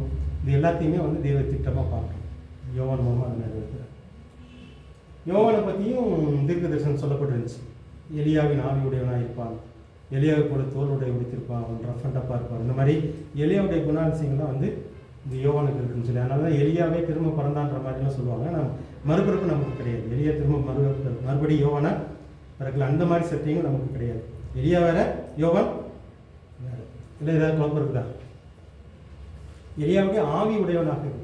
யோவான் ஜெயிலில் இருக்கும்போது அவங்க சகோதரில் அனுப்பி விடுவாங்க. ஆ. அவரை இயேசுவா இல்லை யாருன்னா பார்க்குறது. யோவான் இவருக்கு தெரியலையா? யோவான் வந்து யோவான் தான் இயேசு அறிமுகப்படுத்தினவர். யோவான் உள்ள சீசர்கள் தான் இயேசு பின்பற்றுறாங்க. யோவான், நம்ம யாக்கோபு, யோவான், பேதுரு இவங்க எல்லாமே. ஆனால் இவருக்கு சந்தேகம் ஏன் வருது? ஜெயிலில் இருக்கிறாரு. இவர் எதுக்காக ஜெயிலுக்கு போனார் யோவான்? ராஜா வந்து ஒரு ராஜா வந்து தன்னுடைய தம்பி மனைவியை வச்சுருக்கான். அது நீ வச்சுருக்க தப்புன்னு சொன்னதுனால தான் ஜெயிலுக்கு போகிறான். எப்படி தலை வெட்ட சூழ்நிலை வந்துச்சு. ஜெயிலில் இருக்கும்போது இவருக்கு ஒரு குழப்பம் வருது, பயம் வருது. ஏன்னா இவருக்கு மரண தண்டனையே வந்து ஜெயிலில் இருக்கிறாரு, இயேசு ஊழியம் செஞ்சுட்டு இருக்கிறாரு. என்ன எதிர்பார்ப்பு இருக்கும் பொதுவாக ஒரு மனுஷனுக்கு? இவர் இயேசுவா இல்லை வேற யார்? இயேசு, அது நான் சொன்ன மெஸ்ஸியாக இருந்தால் ஒருவேளை என்னை வந்து காப்பாற்றுவராக இருக்கும், ஜெயிலேருந்து என்ன காப்பாற்றுவராக இருக்கும். இந்த நம்பிக்கை ஒரு மனுஷனுக்கு, சாதாரண மனுஷனுக்கு இருக்குது தான். நான் ஜெயிலுக்குள்ளே இருக்கிறேன், நானும் இயேசுவை பற்றி சொன்னவன், இயேசுக்காக ஊழியம் செஞ்சவன். அவருக்கு ஊழியம் செஞ்சுட்டு இருக்கிறா, ஒருவேளை என்னை ஜெயிலேருந்து அவரால் காப்பாற்றுவராக இருக்குன்ற ஒரு எதிர்பார்ப்பு இருந்துச்சு. அந்த எதிர்பார்ப்பு வந்து சந்தேகமாக மாறுது. அவர் வரல, வந்து காப்பாற்றலை. அவர் சீஷர்கள் போய் அவர்கிட்ட சொல்கிறதுனால தான் நீங்களும் உபாசம் இருக்கிறீங்க, சந்தோஷமாக இருக்கீங்க, நாங்கள் யோவானின் சீஷர்கள். அது வந்து இயேசுக்கு வந்து கேட்குறாங்க. இயேசுகிட்ட கேட்குறாங்க. அதாவது பரிசேயுடைய சீசர்கள் உபாசம் இருக்கிறாங்க, யோவானுடைய சீசர்கள் உபாசம் இருக்கிறாங்க. உன் சீசர்கள் ஏன் இருக்குன்னு சொல்லி இது யோவான் சொல்லி அனுப்பலை. இல்லை, சீஷர் கேட்பாங்க. பரிசேயர்கள் தான் கேட்குறாங்க. யோவானின் சீஷர்கள் கேட்பாங்க. அவங்க எப்படி நீங்கள் அவங்க போய் சொல்லுவாங்க, அப்போ நான் வர நீங்கள் தான் வருகிற வேற ஒருத்தர் நான் காத்துக்கணுமா அப்படின்னு சொல்லி கேட்டு. இல்லை, இந்த சந்தேகத்தில் தான் அவர் வந்து இப்போ வந்து யோவான் வந்து தன்னுடைய சீசன், இப்போ யோவானுடைய சீசர்கள் வெளியில் இருக்கிறாங்க, போய் பார்க்குறாங்க. ஜெயிலில் இருக்க யோவானை போய் பார்க்குறாங்க. இயேசு பற்றி நிறைய ரிப்போர்ட்லாம் கொடுக்குறாங்க. அவர் நிறைய அற்புதம் பண்ணுறாரு, நிறைய சுகம் நடக்குது, நிறைய சத்தம் கூட எந்திக்கிறாங்க. இந்த மாதிரி எல்லாம் ரிப்போர்ட் போயிட்டே இருக்குது. ஒரு ஜெயிலில் இருந்தால் கூட யோவானுடைய சீசர்கள் மூலமாக ஜெயிலுக்கு வந்து செய்தி போகுது. இதுதான் நடக்கிற சம்பவம். அப்படி நடக்கும்போது யோவானுக்குள்ள ஒரு தற்சயமாக ஒரு எண்ணம் வரும், இவர் மேசியாவாக நிலை இருந்தால் நம்மளே வந்து காப்பாடு, நமக்கு ஏதாவது உதவி செய்வாராக இருக்கும். ஆனால் இவர் வரலையே, ஜெயிலுக்கு வரலையே, நமக்கு உதவி செய்யலையே. இந்த இதுதான் வந்து இந்த யோவானுடைய சீசருக்கு போய் ரிப்போர்ட் கொடுக்குறாங்க. இயேசுவை பற்றி கொடுக்கும்போது நீங்கள் அவருக்கு போய் கேளுங்க, நீங்கள் தான் மேசியாவா இல்லை வேற ஒருத்தர் வரணுமா? இந்த இது வந்து உண்மையிலே சந்தேகம், யோவானுக்குள்ளே ஏற்பட்ட ஒரு சந்தேகம். இந்த சந்தேகம் வர்றதுக்கு காரணம் என்னென்னா எதிர்பார்ப்பு தான். இது வந்து எழுதப்படலை. இந்த சந்தேகம் ஏன் எங்கேருந்து வந்திருக்கும் அப்படின்னா, இவர் வந்து எதிர்பார்த்துருக்கணும், இயேசு வந்து நமக்கு பார்ப்பாரு, உதவி செய்வார் அப்படின்றது எதிர்பார்த்து நடக்கலை. அதனால தான் இவர் வந்து கேட்டு அனுப்புகிறார். இயேசு என்ன பதில் சொல்லி அனுப்புனாரு? நேரடியாக சொன்னாரா நான் தான் அப்படின்னு சொன்னாரா? நான் தான் அந்த மேசியா, வேற ஒருத்தருக்கெல்லாம் காத்திருக்க வேணான்னு சொல்லலை. என்ன சொன்னார்? நீங்கள் அதிசயத்தை பார்க்குறீங்க, இங்கே வந்து நடக்கிறதெல்லாம் போய் சொல்லுங்கள். நீங்கள் பார்க்குறீங்கள இந்த மாதிரி கண்ணு இதெல்லாம் போய் சொல்லுங்கள். இது எது குறிக்குது அப்படின்னா, ஏசாயாவில் எழுதின ஒரு சம்பவத்தை அவர் சொல்லி அனுப்புகிறார். இந்த ஏசாயாவில் ஏசாயாலாம் ஒரு யோவான் வாசிக்கணும், வாஸ்து தான் இயேசுவை பற்றியே சொல்கிறார். அந்த ஏசாயாவில் வந்து யோவானை பற்றி எழுதியிருக்குது, இயேசுவை பற்றி எழுதியிருக்குது. இவர் இந்த நடக்கிற சம்பவத்தையும் வந்து ஏசாயாவில் எழுதின ஒரு வசனத்தை தான் சொல்லி அனுப்புகிறார். அப்போ நீ அதை நினச்சிப்பாரு, நீ எப்படி என்னை பற்றி சாட்சி சொன்னியோ அதுதான் நடக்குது. ஆனால் நான் உனக்கு உதவி செய்ய முடியாதுன்றது இன்டைரக்டாக சொல்கிறேன், வேறொன்றும் கிடையாது. நான் இப்போ வர முடியாது, ஜெயிலுக்கு வர முடியாது, உன்னை வந்து விடுதலையாக்க முடியாது, நான் உனக்கு உதவி செய்யவும் முடியாது. இதை வந்து இன்டைரக்டாக தான் இயேசு சொல்கிறார். வேறு ஏதாவது சந்தேகம். அதனால் அவருடைய தலை எடுக்கப்படுது. ஆனால் இயேசு வந்து அவர் காப்பாற்றிருக்கலாம், ஏன் காப்பாற்றலை? அவர் சந்தேகப்பட்டதுல இயேசு ரொம்ப ஃபீல் பண்ணுவார். ஸ்ரீகளின் பிறந்தவர்களே உயர்ந்தவன் நானா. சந்தேகம் வந்தால் கூட இயேசு என்ன சொல்கிறாருன்னா, அது வந்து நேச்சுரல் தான். ஆனால் அவனை மாதிரி ஸ்ட்ராங்கான ஆள் யாரும் இல்லை. மனுஷனில் பிறந்தவர்களே வந்து யோவான மாதிரி ஸ்ட்ராங்கான ஆள். அதுக்கு வந்து மற்றவன்ட்டு விளக்குறாரு. நீ யாரை பார்க்குறதுக்கு வனாந்தரத்துக்கு போனீங்க, வனாந்தரத்துக்குள்ளே ஆடணும், காற்றடிச்சு ஆடணும், அது மாதிரிலாம் யோவான் கிடையாது. நீங்கள் வந்து வெள்ளை ட்ரெஸ் போட்டவங்களை பார்க்க போனீங்களா, அந்த மாதிரி ஆள். அவன் வந்து ஒன்றும் இல்லாமல் ட்ரெஸ் இல்லாமல் தோலை உடையாக உடுத்திட்டு இருந்தவன். நல்ல ட்ரெஸ் போட்டவங்களை பார்க்கணும்னா நீங்கள் அரண்மனைக்கு போகணும். இதெல்லாம் இன்டைரக்டாக பேசுவோம். நமக்கு வந்து ஓமையாக பேசும்போது அவருடைய சத்தியங்கள் புரியாது. யோவானை விட்டு கொடுக்காம பேசுவார் இயேசு. ஏன்னா அவனுடைய மரணம் அப்படிப்பட்டது, அவனுடைய வாழ்க்கை அப்படிப்பட்டது. அவன் வந்து சாதாரணமாக குடும்பத்தோடு சேர்ந்து வாழலை, சாதாரணமாக சாப்பிட்ற சாப்பாடு சாப்பிடல, சாதாரணமாக உடுத்துற கூட நம்மள மாதிரிலாம் வாழவே இல்லை. இயேசு வந்து சாதாரணமாக வாழ்ந்தார். சாதாரண மனுஷன் மாதிரி கூட உடுத்தினார், சாதாரண மனுஷன் மாதிரி சாப்பாடு சாப்பிட்டாரு, சாதாரண மனுஷன் மாதிரி வீட்டில் தங்கினார். யோவான் வந்து அப்படி இல்லை. அதனால தான் யோவான் பெரியவன் அப்படின்றது. அவனுக்கு ஏற்பட போகிற மரணமும் அப்படிப்பட்டது, அவன் நியமிக்கப்பட்டது. இது வந்து அவங்க ஒரு இந்த ராஜாவுடைய மனைவி அந்த சேர்த்து வச்சிருந்தெல்லாம் அவளுடைய மக மூலமாக தான் மரணம் நடக்குது. ஆனால் இதெல்லாம் நியமிக்கப்பட்டது. யோவான் இப்படி தான் சாகணுன்றது மாதிரி தேவனுடைய தீர்மானம். அதனால தான் இயேசுவும் போய் காப்பாற்றலை. ஆனால் யோவான் வந்து ஸ்ட்ராங்கான ஆள் அப்படின்றத இயேசு வந்து விளக்குறார், மற்ற மக்கள்கிட்ட தான் வளர்க்குறார். அவன் வந்து நம்மள மாதிரிலாம் இல்லை. அவர் வந்து யோவான் சொல்வார் என்னோட பெரியவர் அவர், இந்த இயேசு சொல்லும்போது அவர் தான் பெரியவர், மனுஷன்லேயே அவர் தான் பெரியவர்னு சொல்லி வளர்ப்பார். ஏன்னா அவருடைய பிறப்பு, அவருடைய வளர்ப்பு, அவருடைய வளர்ந்த விதம், அவர் செஞ்ச ஊழியம், அவருடைய மரணம், இது எல்லாமே சேர்ந்து தான் யோவானை வந்து பெரிய ஆளாக்காங்க, பெரிய ஆளுற மாதிரி வளர்க்குறாரு. வேறு ஏதாவது கேட்க முடியுமா யோவானை பற்றி? வேறு ஏதாவது சந்தேகம் இருக்கிறார்? ஆனால் அவருக்கு கொஞ்ச நாளே செத்துட்டார். அவர் வந்து தலை சேவப்பட்டு நல்லா தெரியும் தானே. எத்தனை வருஷம் ஊழியர் செஞ்சுருக்காரு தெரியல, அவர் எந்த வயசில் ஆரம்பித்தாருன்னு தெரியல. ஆனால் அவர் செத்தது வந்து ஒரு 31-32 வயசுலேயே அவர் இயேசு சாருக்கு முன்னாடி ஆகிட்டார். ஆனால் எந்த வயசில் ஊழிய ஆரம்பிச்சாருன்றதுலாம் சொல்லப்பட்டார். வனாந்தரத்திலே கூப்பிடுகிற சத்தம், வனாந்தரத்தில் வளர்றாரு. வளரும் போதே அவர் வந்து ஊழியம் தான். ஆண்டவர் பேசுகிறார் கூட. லூக்கா அதை எழுதுவார். இங்கே அரண்மனையில் எந்த ராஜா இருந்தால், இந்த அரண்மனையில் இந்த கவர்னர் இருந்தார், பெரிய ஆசாரியாக இவர் இருந்தார், இவங்ககிட்ட ஆண்டவர் பேசலை, காட்டில் ஒருத்தன் வளர்ந்தான், அவன்கிட்ட ஆண்டவர் பேசினார்னு சொல்லி லூக்கா இருந்தார். ஸோ யோவான் வந்து ஒரு ஸ்பெஷல்.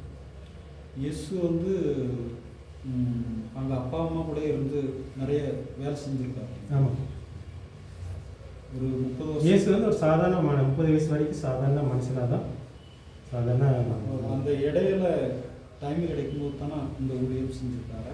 யாரு? இயேசு இல்லை, இயேசு வந்து 30 வயசு வரைக்கும் எந்த ஊழியமும் செய்யறாரு, நம்ம பார்க்க போகிறோம். இது வந்து இங்கே இந்த சோதனை எங்கே வருதுன்னா ஞானஸ்நானம் எடுத்ததுக்கு அப்புறம் தான் சோதனை 4ஆம் அதிகாரத்தில் இது வருது. இயேசு வந்து 30 வயசு வரைக்கும் எந்த ஊழியமும் செய்யலை, எந்த அற்புதமும் செய்யலை. அவர் செஞ்சது வந்து ஒரு ஊழியன்னு பார்த்தீங்கன்னா பைபிள் வாசிக்கிறது தான். எதை வாசித்தாரு? எஸ்ஐ மாத்திரத்தில் பழைய ஏற்பாடு புஸ்தகங்கள்லாம் அவர் கையில் இருக்குது. அவர் வந்து வாசிக்கிறது, அதில் வந்து தன்னை பற்றி எழுதியிருந்தது, ஒவ்வொருத்தங்களை பற்றி எழுதியிருந்தது. அவர் வந்து அந்த வார்த்தையை வந்து மாம்சமான நம்ம சொல்கிறோம்ல, அந்த வார்த்தையை எப்படி இருக்குன்றது வந்து கிட்டத்தட்ட 12 வயசில் ஆரம்பிச்சுக்கலான்னு சொல்கிறாங்க. ஒருவேளை சின்ன வயசுலேருந்து மரியாள் வந்து வசனங்களை சொல்லிகிட்டே இருக்கலாம். நீ சாதாரண ஆள் கிடையாது, உன்னை பற்றி இந்த மாதிரி. இந்த மரியாளே வந்து எலிசபெத்தை பார்க்கும்போது பாட்டு, சங்கீதத்தில் வந்து பாட்டெல்லாம் பாடுவோம். சங்கீதத்தில் வந்து இயேசு பற்றி எழுதுனதெல்லாம் பாட்டாக பாடுவோம். ஸோ மரியாளுக்கும் இது நிறைய சத்தியங்கள் தெரிஞ்சிச்சு. மரியாள் வந்து சின்ன வயசுலேருந்தே பால் கொடுக்கும்போதே வசனத்தை சொல்லி தான் கொடுத்துருக்கணும். ஆனால் 12 வயசுக்கு மேலே வந்து அவர் தன்னாலே தன்னை பற்றி படிக்க ஆரம்பிக்காரு. 12 வயசுலேருந்து 30 வயசு வரைக்கும் அவர் ஊழியமான செய்யலை. பைபிள் படிக்கிறது மட்டும்தான், வேதத்தை வாசிக்கிறது மட்டும்தான் அப்படி வேலையாக. அதோட மற்ற வேலை நீங்கள் சொன்ன மாதிரி ஆசாரி வேலை, உங்கள் அப்பா ஆசாரியாக இருந்ததுனால ஆசாரி வேலை செஞ்சுருக்கலாம், சாதாரண வேலையாக இருக்குது. கல்லோட சாங்கன்னு சில பேர் தெரியல, அந்த மாதிரிலாம் எழுதப்பட்டது. ஆனால் தச்சனாக இருந்ததுன்றதுலாம் நமக்கு பார்க்குறோம். கல்லோட சாராக இருந்ததுலாம் தெரியல, சில பேர் சொல்லிக்கிறாங்க. தெரியல, அது பாட்டில் வந்து நினைக்கிறேன், ஏதோ பாட்டில் எப்படி வரும். சரி, அதுக்கான வசனங்கள்லாம் இல்லை. ஆசாரியாக இருந்தாருக்கும் வசனங்கள்லாம் இல்லை. உங்கள் அப்பா இந்த வேலை செஞ்சதுனால இவர் அந்த வேலை செஞ்சுருக்கோன்றதான் நம்ம பார்க்குறோம். வேறு ஏதாவது கேட்க விரும்புறீங்களா? அதுக்கப்புறம் 4ஆம் அதிகாரம் சோதனைக்கு முன்னாடி நடக்கிறது தான் ஞானஸ்நானம். யோவான் ஒரு நாள் வர்றாரு, ஞானஸ்நானம் எடுக்கிறாரு. ஞானஸ்நானம் எடுத்தோடனே ஆவியானவர் வந்து வனாந்தரத்துக்கு போக பண்ணுறாரு. அங்கே 40 நாள் சோதிக்கப்படுறாரு. சோதனைக்கு பின்னாடி தான் அவர் ஊழியத்தை தொடங்குறாரு. அதுக்கு முன்னாடி எந்த ஊழியமும் அவசியம். இதில் ஏதாவது சந்தேகம் கேட்க விரும்புறீங்களா? இப்போ 5ஆம் அதிகாரம் பார்த்தீங்கன்னா போதைகள், வெறும் போதைகள் தான் போட்டுக்கு நீங்கள் உள்ளே பாருங்கள். இங்கே தான் அந்த மலை பிரசங்கம் ஆரம்பிக்கும். இவன் பாக்கியவான், இவன் பாக்கியவான், இவன் பாக்கியவான் வந்துட்டே இருக்கும். 6ஆம் அதிகாரத்தில் பார்த்தீங்கன்னா முக்கியமான கருத்துன்னு பார்த்தீங்கன்னா கடவுளை பிரியப்படுத்த மற்றவர்களுக்கு செய்யும் உதவிகள், வேண்டுதல்கள், ஜெபங்கள், வாழ்க்கை முறைகளை பற்றி சொல்கிறார். 6ஆம் அதிகாரத்தில். 7ஆம் அதிகாரத்தில் பார்த்தீங்கன்னா கடவுள் சொல் கேட்டு அவரோடு சேர்ந்து வாழ்வர்கள் வாழ்க்கை மிகவும் உறுதியான வாழ்க்கை, கற்பாறையின் மேலே கட்டப்படுகிற வீடுன்னு சொல்லி பார்க்குறோம். அன்றோடைய வசனத்தை கேட்குறோம். அந்த வசனத்தின்படி நம்ம வாழும்போது நம்ம வாழ்க்கை வந்து எதுவுமே அசைக்க முடியாது. அந்த மாதிரி நம்ம பார்க்குறோம்.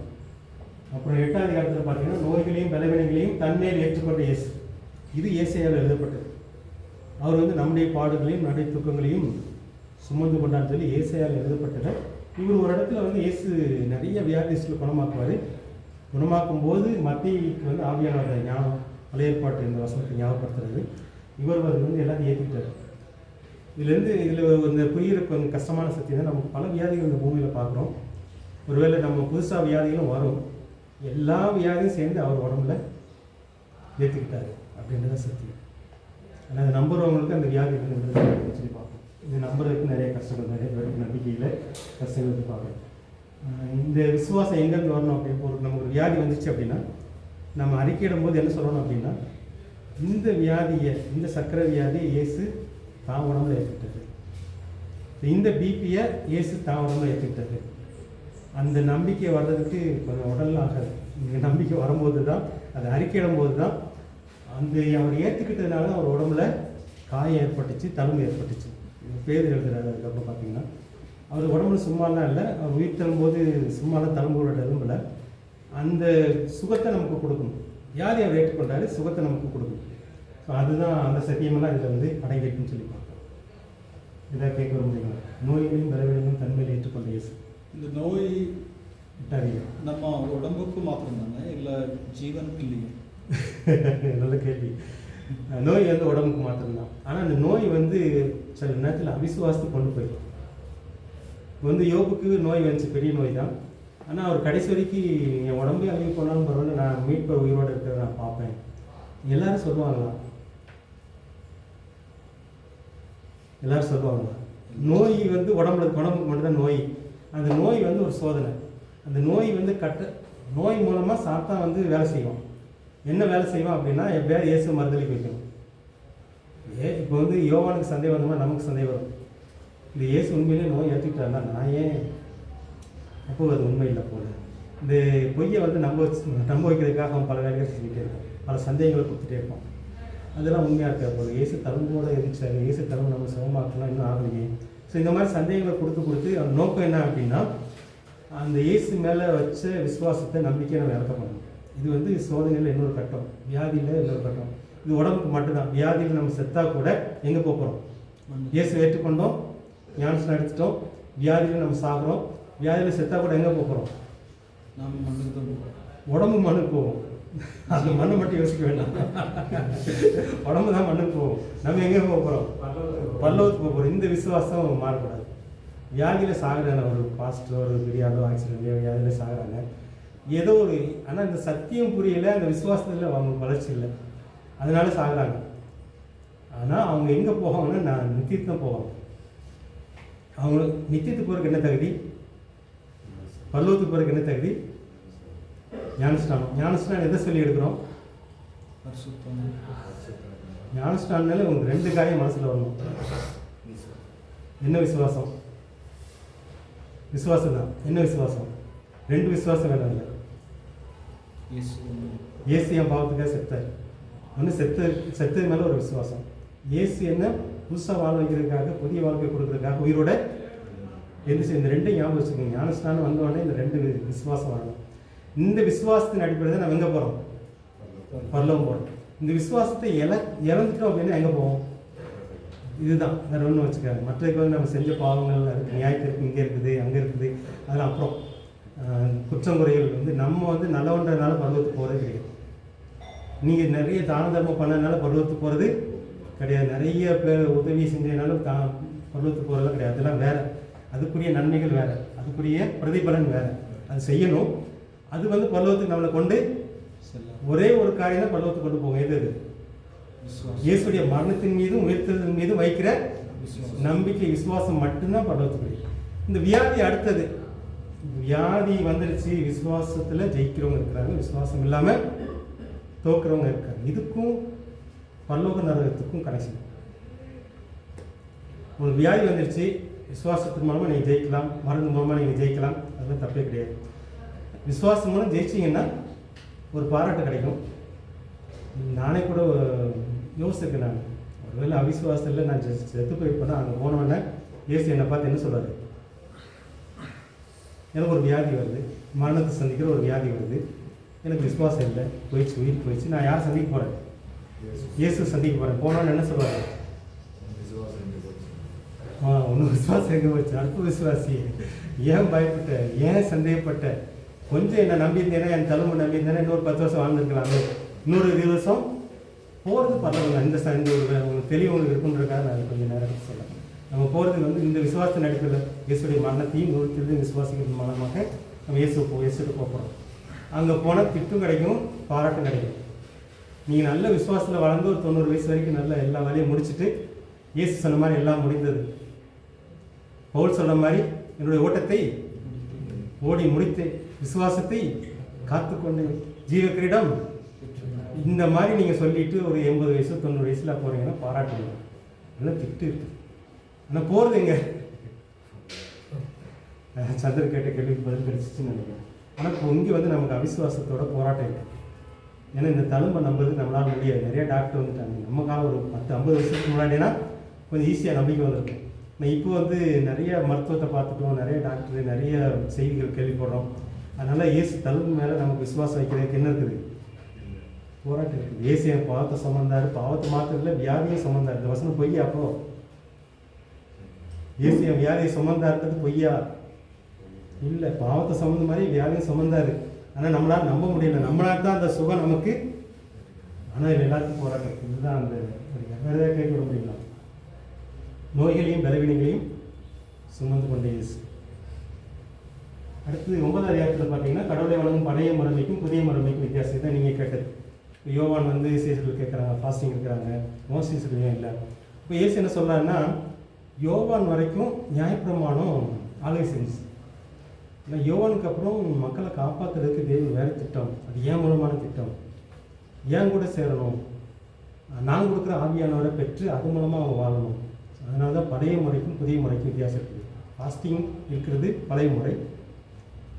புதிய முறையில் ஆவியானவர் அவங்க ஃபாஸ்டிங் இருக்கு சொன்னால் இருங்க, வெள்ளிக்கிழமைலாம் ஃபாஸ்டிங் இருக்கணும்னு ஒரு சடங்கெலாம் வச்சுக்காருங்க. அது உங்களுக்கு ஒரு பாவத்திலும் ஜெயிக்கணும், ஒரு வியாதியிலும் ஜெயிக்கணும், ஒருத்தருக்கு உதவி செய்யணும் அப்படின்னா நீங்கள் ஒரு நோக்கத்தோட உபவாசம் இருங்க. புதிய முறை வித்தியாசம். அதை நம்ம அடுத்து பார்க்க போகிறோம். பழைய முறை அவங்க ஒரு சடங்கு மாதிரி வச்சுருப்பாங்க. வாரத்தில் 2 நாள் உபவாசம், வாரத்துலலாம் வெள்ளிக்கிழமை தான் உபவாசம். அந்த சடங்கெல்லாம் இப்போ தேவையில்லை. பழைய முறைக்கும் புதிய முறைக்கும் வித்தியாசம் இருக்குது. உங்களுக்கு ஆவியானவர் கூட வந்துட்டார். நீங்கள் என் கூட சேர்ந்தனால எனக்குள்ளே இருந்த அதே ஆவியானவர் இப்போ உங்களுக்குள்ளே இருக்கிறாரு. அவர் உங்களை நடத்தணும். அவர் உங்களை உபவாசம் இருக்க சொன்னால் இருங்க, அவர் உங்களை நல்லா சாப்பிட சொன்னால் நீங்கள் நல்லா சாப்பிடுங்க, சாப்பிட்டு ஜெபம் பண்ணுங்க, இல்லை உபவாசம் ஜெபம் பண்ணுங்க. இதுதான் புதிய முறை வச்சுருப்பாங்க. 10வது அதிகாரம் நிறைய சந்தேகிக்கிறாங்க, நிறைய பேச வேண்டியது இருக்கும். ஆனால் பேசுனேன்னா இது முடிக்க முடியாதுன்னு நினைக்கிறேன். நான் கேட்க விரும்புறீங்களா? சந்திரக்கு கேட்குறேன், கேளுங்க கேளுங்க.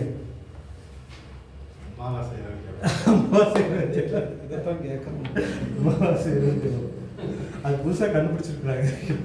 இப்போ பௌர்ணமிக்கு பகல் ஜபமா நானும் பார்க்குறாங்க. ஒருவேளை அவங்களுக்கு ஒரு ஆவியான அதெல்லாம் தேவையில்லை. ஆவியானவர் சொல்ல மாட்டார். அமாவாசைக்கு ஆவியானவருக்கும் சம்பந்தம் இருக்கு. அமாவாசைக்கு ஆவியானவர் சொல்ல மாட்டார். அது உலகம் முறைதான். அது யாரையும் திருப்திப்படுத்துறதுக்காக கொண்டு வராங்க. வேற ஏதாவது கேட்குறேன்? நாள் பார்க்குறது எல்லாமே நாள் பார்க்குறது. எனக்கு ஒரு பிறந்த நாள் ஆண்டவருக்கு முன்னாடி சொல்லணும்னு நான் தீர்மானிக்கிறேன். அது எனக்கும் ஆண்டவருக்குள்ளது. அப்படி தீர்மானிச்சிங்க அப்படின்னா அது நாள் நல்ல நாள். மற்றபடி நீங்கள் வெள்ளிக்கிழமை நல்ல நாள், இந்த நாள் போயிட்டு இருக்காங்க, அந்த மாதிரி எல்லாம் தேவையில்லை. வேறு ஏதாவது கேட்கறது இல்லை. இங்கே ஆவியானவர் தான் முக்கியம். ஆவியானவர் உங்களை எப்படி நடத்துகிறாரு, உங்களுக்கும் ஆவியானவருக்கும் இடையில. சபையாக இருந்தீங்கன்னா சபையாக சில காரியங்கள் ஆவியானவர் செய்ய சொல்லுவார். அப்போ நீங்கள் அதுக்கு கீழ்படுங்க. இப்போ நம்ம கிறிஸ்துவங்களில் நிறைய பேர் குறிப்பாக சுவாவம் இருப்பீங்க. குறிப்பாக்குறாங்கனாலே ஆள் அவுட்டு. குறிப்பாக்குறாங்கனாலே அவங்களுக்கு யாரும் மேலே நம்பிக்கை இல்லை. வேறு கிறிஸ்தவங்களாக இருக்கலாம். ஏன்னா சவுல் குறிப்பாக்க போனார். அவர் பின்மாறி போயிடுச்சுலாம் போனார். பின்மாறி போயிட்டு குறிப்பாக்க போயிருக்காங்க. நீங்கள் குறிப்பாக்க போனாலே உங்களுக்கு இயேசு மேலே நம்பிக்கை இல்லை. அது வந்து பேய்க்கு போய் கேட்க போகுது. நான் சில நேரத்தை சொல்லியிருக்கேங்க அந்த பையன்ட்ட, ஏன்டா ஆண்டவர் பதில் சொல்லுன்னா நீ பேய்க்கே போய் கேட்பாரு. நீ ஆண்டவர்கிட்ட ஒரு காரியம் கேட்குற, ஆண்டவர் ஒன்றுமே சொல்லலை, பதிலே சொல்லலை, ஆண்டவர் என்கிட்ட பேச மாட்டான்னு சொல்லி பேய்க்கு போய் பேசுறியா? ஸோ இதுதான் வித்தியாசம். நமக்கு பேய்னா என்னன்னு தெரியும், ஆண்டவர்னா யாருன்னு தெரியும். ஆண்டவர் பேசலைன்னா நம்ம பேய்கிட்ட போய் கேட்டேன்னா சவுலுக்கு வாழ்க்கை நடந்தாதான். ஆண்டவர் அவர்கிட்ட பேசுகிறாரு, தீர்க்கதரிசி மூலமாக பேசுகிறாரு, நீ இதை செய்யாதப்பா, நீ கொடுக்குற காணிக்கையை விட நீ வந்து கீழ்ப்படிகிறது தான் முக்கியம் அப்படின்னு சொல்லி ஆண்டவர் அவர்கிட்ட சொல்கிறாரு. ஆனால் இந்த சவுல் வந்து ஆண்டவர் பேச்சை கேட்க விரும்பல. இவங்க கிறிஸ்தவங்க ஏன் வந்து குறிப்பாக்க போகிறாங்க அப்படின்னா, நம்ம சொல்கிறோம் ஆண்டோட வசனம் மூலமாக என்கிட்ட பேசுகிறாரு, அந்த பழக்கம் இல்லை. இப்போ ஆண்டவர் வந்து நம்மகிட்ட இப்போது வந்து கனவு மூலமாக பேசுவார், ஆனால் அதிகமாக வசனம் மூலமாக தான் பேசுவார். வாக்குத்தத்த வசனங்கள் இருக்குது. இது மூலமாக நம்ம வந்து ஆண்டவரோட பேசுகிற உறவு இழந்துட்டோம். இது ரொம்ப முக்கியமானது. சபையில் நடக்கிற காரியங்கள் தான். தனிப்பட்ட விதத்துலையும் பேசுவார், சபையிலையும் பேசுவார். நான் நேற்று கூட இங்கே நாங்கள் ஜோமனப்போ சொன்னேன், எங்களுக்கு வந்து இப்போது 2 உடன் ஊழியக்காரங்க ரொம்ப கஷ்டப்படுத்துகிறாங்க, ஊழியத்தில் வந்து இடையூறாக இருக்கிறாங்க. அப்போது ஆண்டவரே என்ன நாங்கள் செய்யணும் அப்படின்னு ஆண்டவர்கிட்ட கேட்கும்போது ஒரு வசனம், முற்களுக்கு பதிலாக உனக்கு தேவதாரு விருட்சம் முளைக்கும், காஞ்சோரிக்கு பதிலாக உனக்கு திராட்சை செடி. இந்த வசனம் கிடைச்சோன்னு எனக்கு திருப்தி ஆயிடுச்சு. முள் மாதிரி 2-3 ஊழியக்காரங்க இப்போ இருக்கிறாங்க, முள் குத்துற மாதிரி அவங்க செய்கிறாங்க. ஆனால் என்ன நடக்கும், என்ன நடக்க போகுதுன்னு சொல்கிறாரு, தேவதாரு முளைக்குன்னு சொல்லிட்டாரு. ஆண்டவர் என்கிட்ட பேசிட்டார், எனக்குள்ள பிரச்சனை இது, ஊழியத்தில் உள்ள பிரச்சனை, ஆண்டவர் என்கிட்ட பேசிட்டார். இந்த மாதிரி ஒரு வழக்கம் நமக்குள்ளே இருக்கணும். வியாதியோ பிரச்சனையோ ஊழியத்தில் உள்ள பிரச்சனையோ ஆண்டவர் நம்ம கேட்குறோம், ஆண்டவருக்கு வசனமாக பேசுகிறோம். ஸோ இந்த பழக்கம் இல்லை அப்படின்னா கொஞ்ச நாளைக்கு இது இருக்காது. அதுக்கப்புறம் வேறு தீர்க்கதரிசியை தேடி போவோம், பெரிய பெரிய தீர்க்கதரிசி, பெரிய பெரிய பாசிட்டிவ் பேசுவாங்களான்னு தேடி போவோம். அங்கேயும் நமக்கு பதில் கிடைக்காது, ஆண்டவர் பேச மாட்டார். சவுல் வாழ்க்கை நடந்த மாதிரி தான். ஏன்னா நம்மகிட்ட பேசுறதுக்கு, நம்மகிட்ட நேரடியாக பேச விரும்புகிற நம்ம செவி கொடுக்கல. அதுக்கப்புறம் வேறு யாரையாவது தேடி போகிறோம், இவங்க மூலமாக பேசுவாங்கன்னு சொல்லி அங்கேயும் நடக்கலை. கடைசியாக போகிறது இந்த கதை. இப்போ ஆண்டவரை விட்டுட்டாங்க. அப்போ வந்து சாத்தான் சொல்லி நீ வா, இப்போ குறி கேட்குறவங்கள்ட்ட கேட்க போகிறாங்க. ஆனால் ஊழியக்காரங்களுக்குள்ள இது என்ன அப்படின்னா, முக்கியமான ஊழியமே என்னென்னா, நம்ம விசுவாசிகளை ஆண்டவரோட பேச வைக்கணும், ஆண்டோடைய சத்தத்தை கேட்க வைக்கணும். இந்த ஊழியை நம்ம செஞ்சோம் அப்படின்னா குறி கேட்க யாரும் போக மாட்டாங்க. குறி கேட்க அதையும் தாண்டி போகிறாங்கன்னா அவங்களுக்குள்ள உண்மையான விசுவாசம். வேறு ஏதாவது கேட்க விரும்புறீங்களா? அந்த கேட்டகரி தான். அது வந்து அடுத்த ஸ்டேஜ். ஆண்டவர் பேசுகிறது இவங்க செய்தி கொடுக்கல. தீர்க்கதரிசியை தேடி போனாலே அதுதான். இப்போ இந்த காலகட்டத்தில் வந்து இப்போ நம்மளையே தீர்க்கதரிசியை ஆண்டவர் செலக்ட் பண்ணிட்டார், நம்மகிட்டே அவர் பேசுகிறார், தனிப்பட்ட விதத்தில் பேசுகிறோம். இப்போ வந்து யாரும் பழைய ஏற்பாடு தான் வந்து தீர்க்கதரிசி மூலமாக பேசுவார். ஆண்டவர் வந்து தாவீதுகிட்ட நிறைய பேசுனதே கிடையாது, சவுல்கிட்ட நிறைய பேசுனதே கிடையாது. சவுல்கிட்ட யார் மூலமாக பேசினார்? சாமியல் மூலமாக பேசினார். தாவீதுகிட்ட யார் மூலமாக பேசினார்? நாத்தான் மூலமாக பேசினார். அந்த மாதிரி பழைய ஏற்பாடு பார்த்தீங்கன்னா ராஜா இருப்பாங்க, ராஜாட்ட நேரடியாலாம் பேச மாட்டார். ஒருவேளை ஆண்டவர் பேசணும் அப்படின்னா, தாவீது வந்து ஆண்டவரை பற்றி தெரிஞ்சுக்கணும் அப்படின்னா பழைய ஏற்பாட்டில் அவரை உட்காந்து எழுதணும். நம்ம நேற்று பேசின மாதிரி ஒவ்வொரு ராஜாவும் புஸ்தகத்தை வாங்கி அந்த காலத்தில் பிரிண்டில் எடுத்து கொடுக்க மாட்டாங்க. தாவீது உட்காந்து எல்லா வசனத்தையும் எழுதணும். அந்த வசனத்தை எழுதும் போது வேணால் ஆவியானவர்கிட்ட பேசுவார். மற்றபடி நேரடியாக வந்து ஆண்டவர் வந்து தாவீதுகிட்ட பேசுறது கிடையாது, சவுல்கிட்ட பேசுறது கிடையாது. பழைய ஏற்பாடு வந்து தீர்க்கதரிசி. ஏன்னா புதிய ஏற்பாடு வந்துட்டீங்க அப்படின்னா, புதிய ஏற்பாடுல வந்து சபையில வந்து எல்லா வரங்களும் இருக்கணும், சபை பற்றி இருக்குது. ஆனால் ஆண்டவருடைய நோக்கம் தனிப்பட்ட விதத்தில் ஆண்டவர் பேச விரும்புகிறார், அதுதான் முக்கியம்.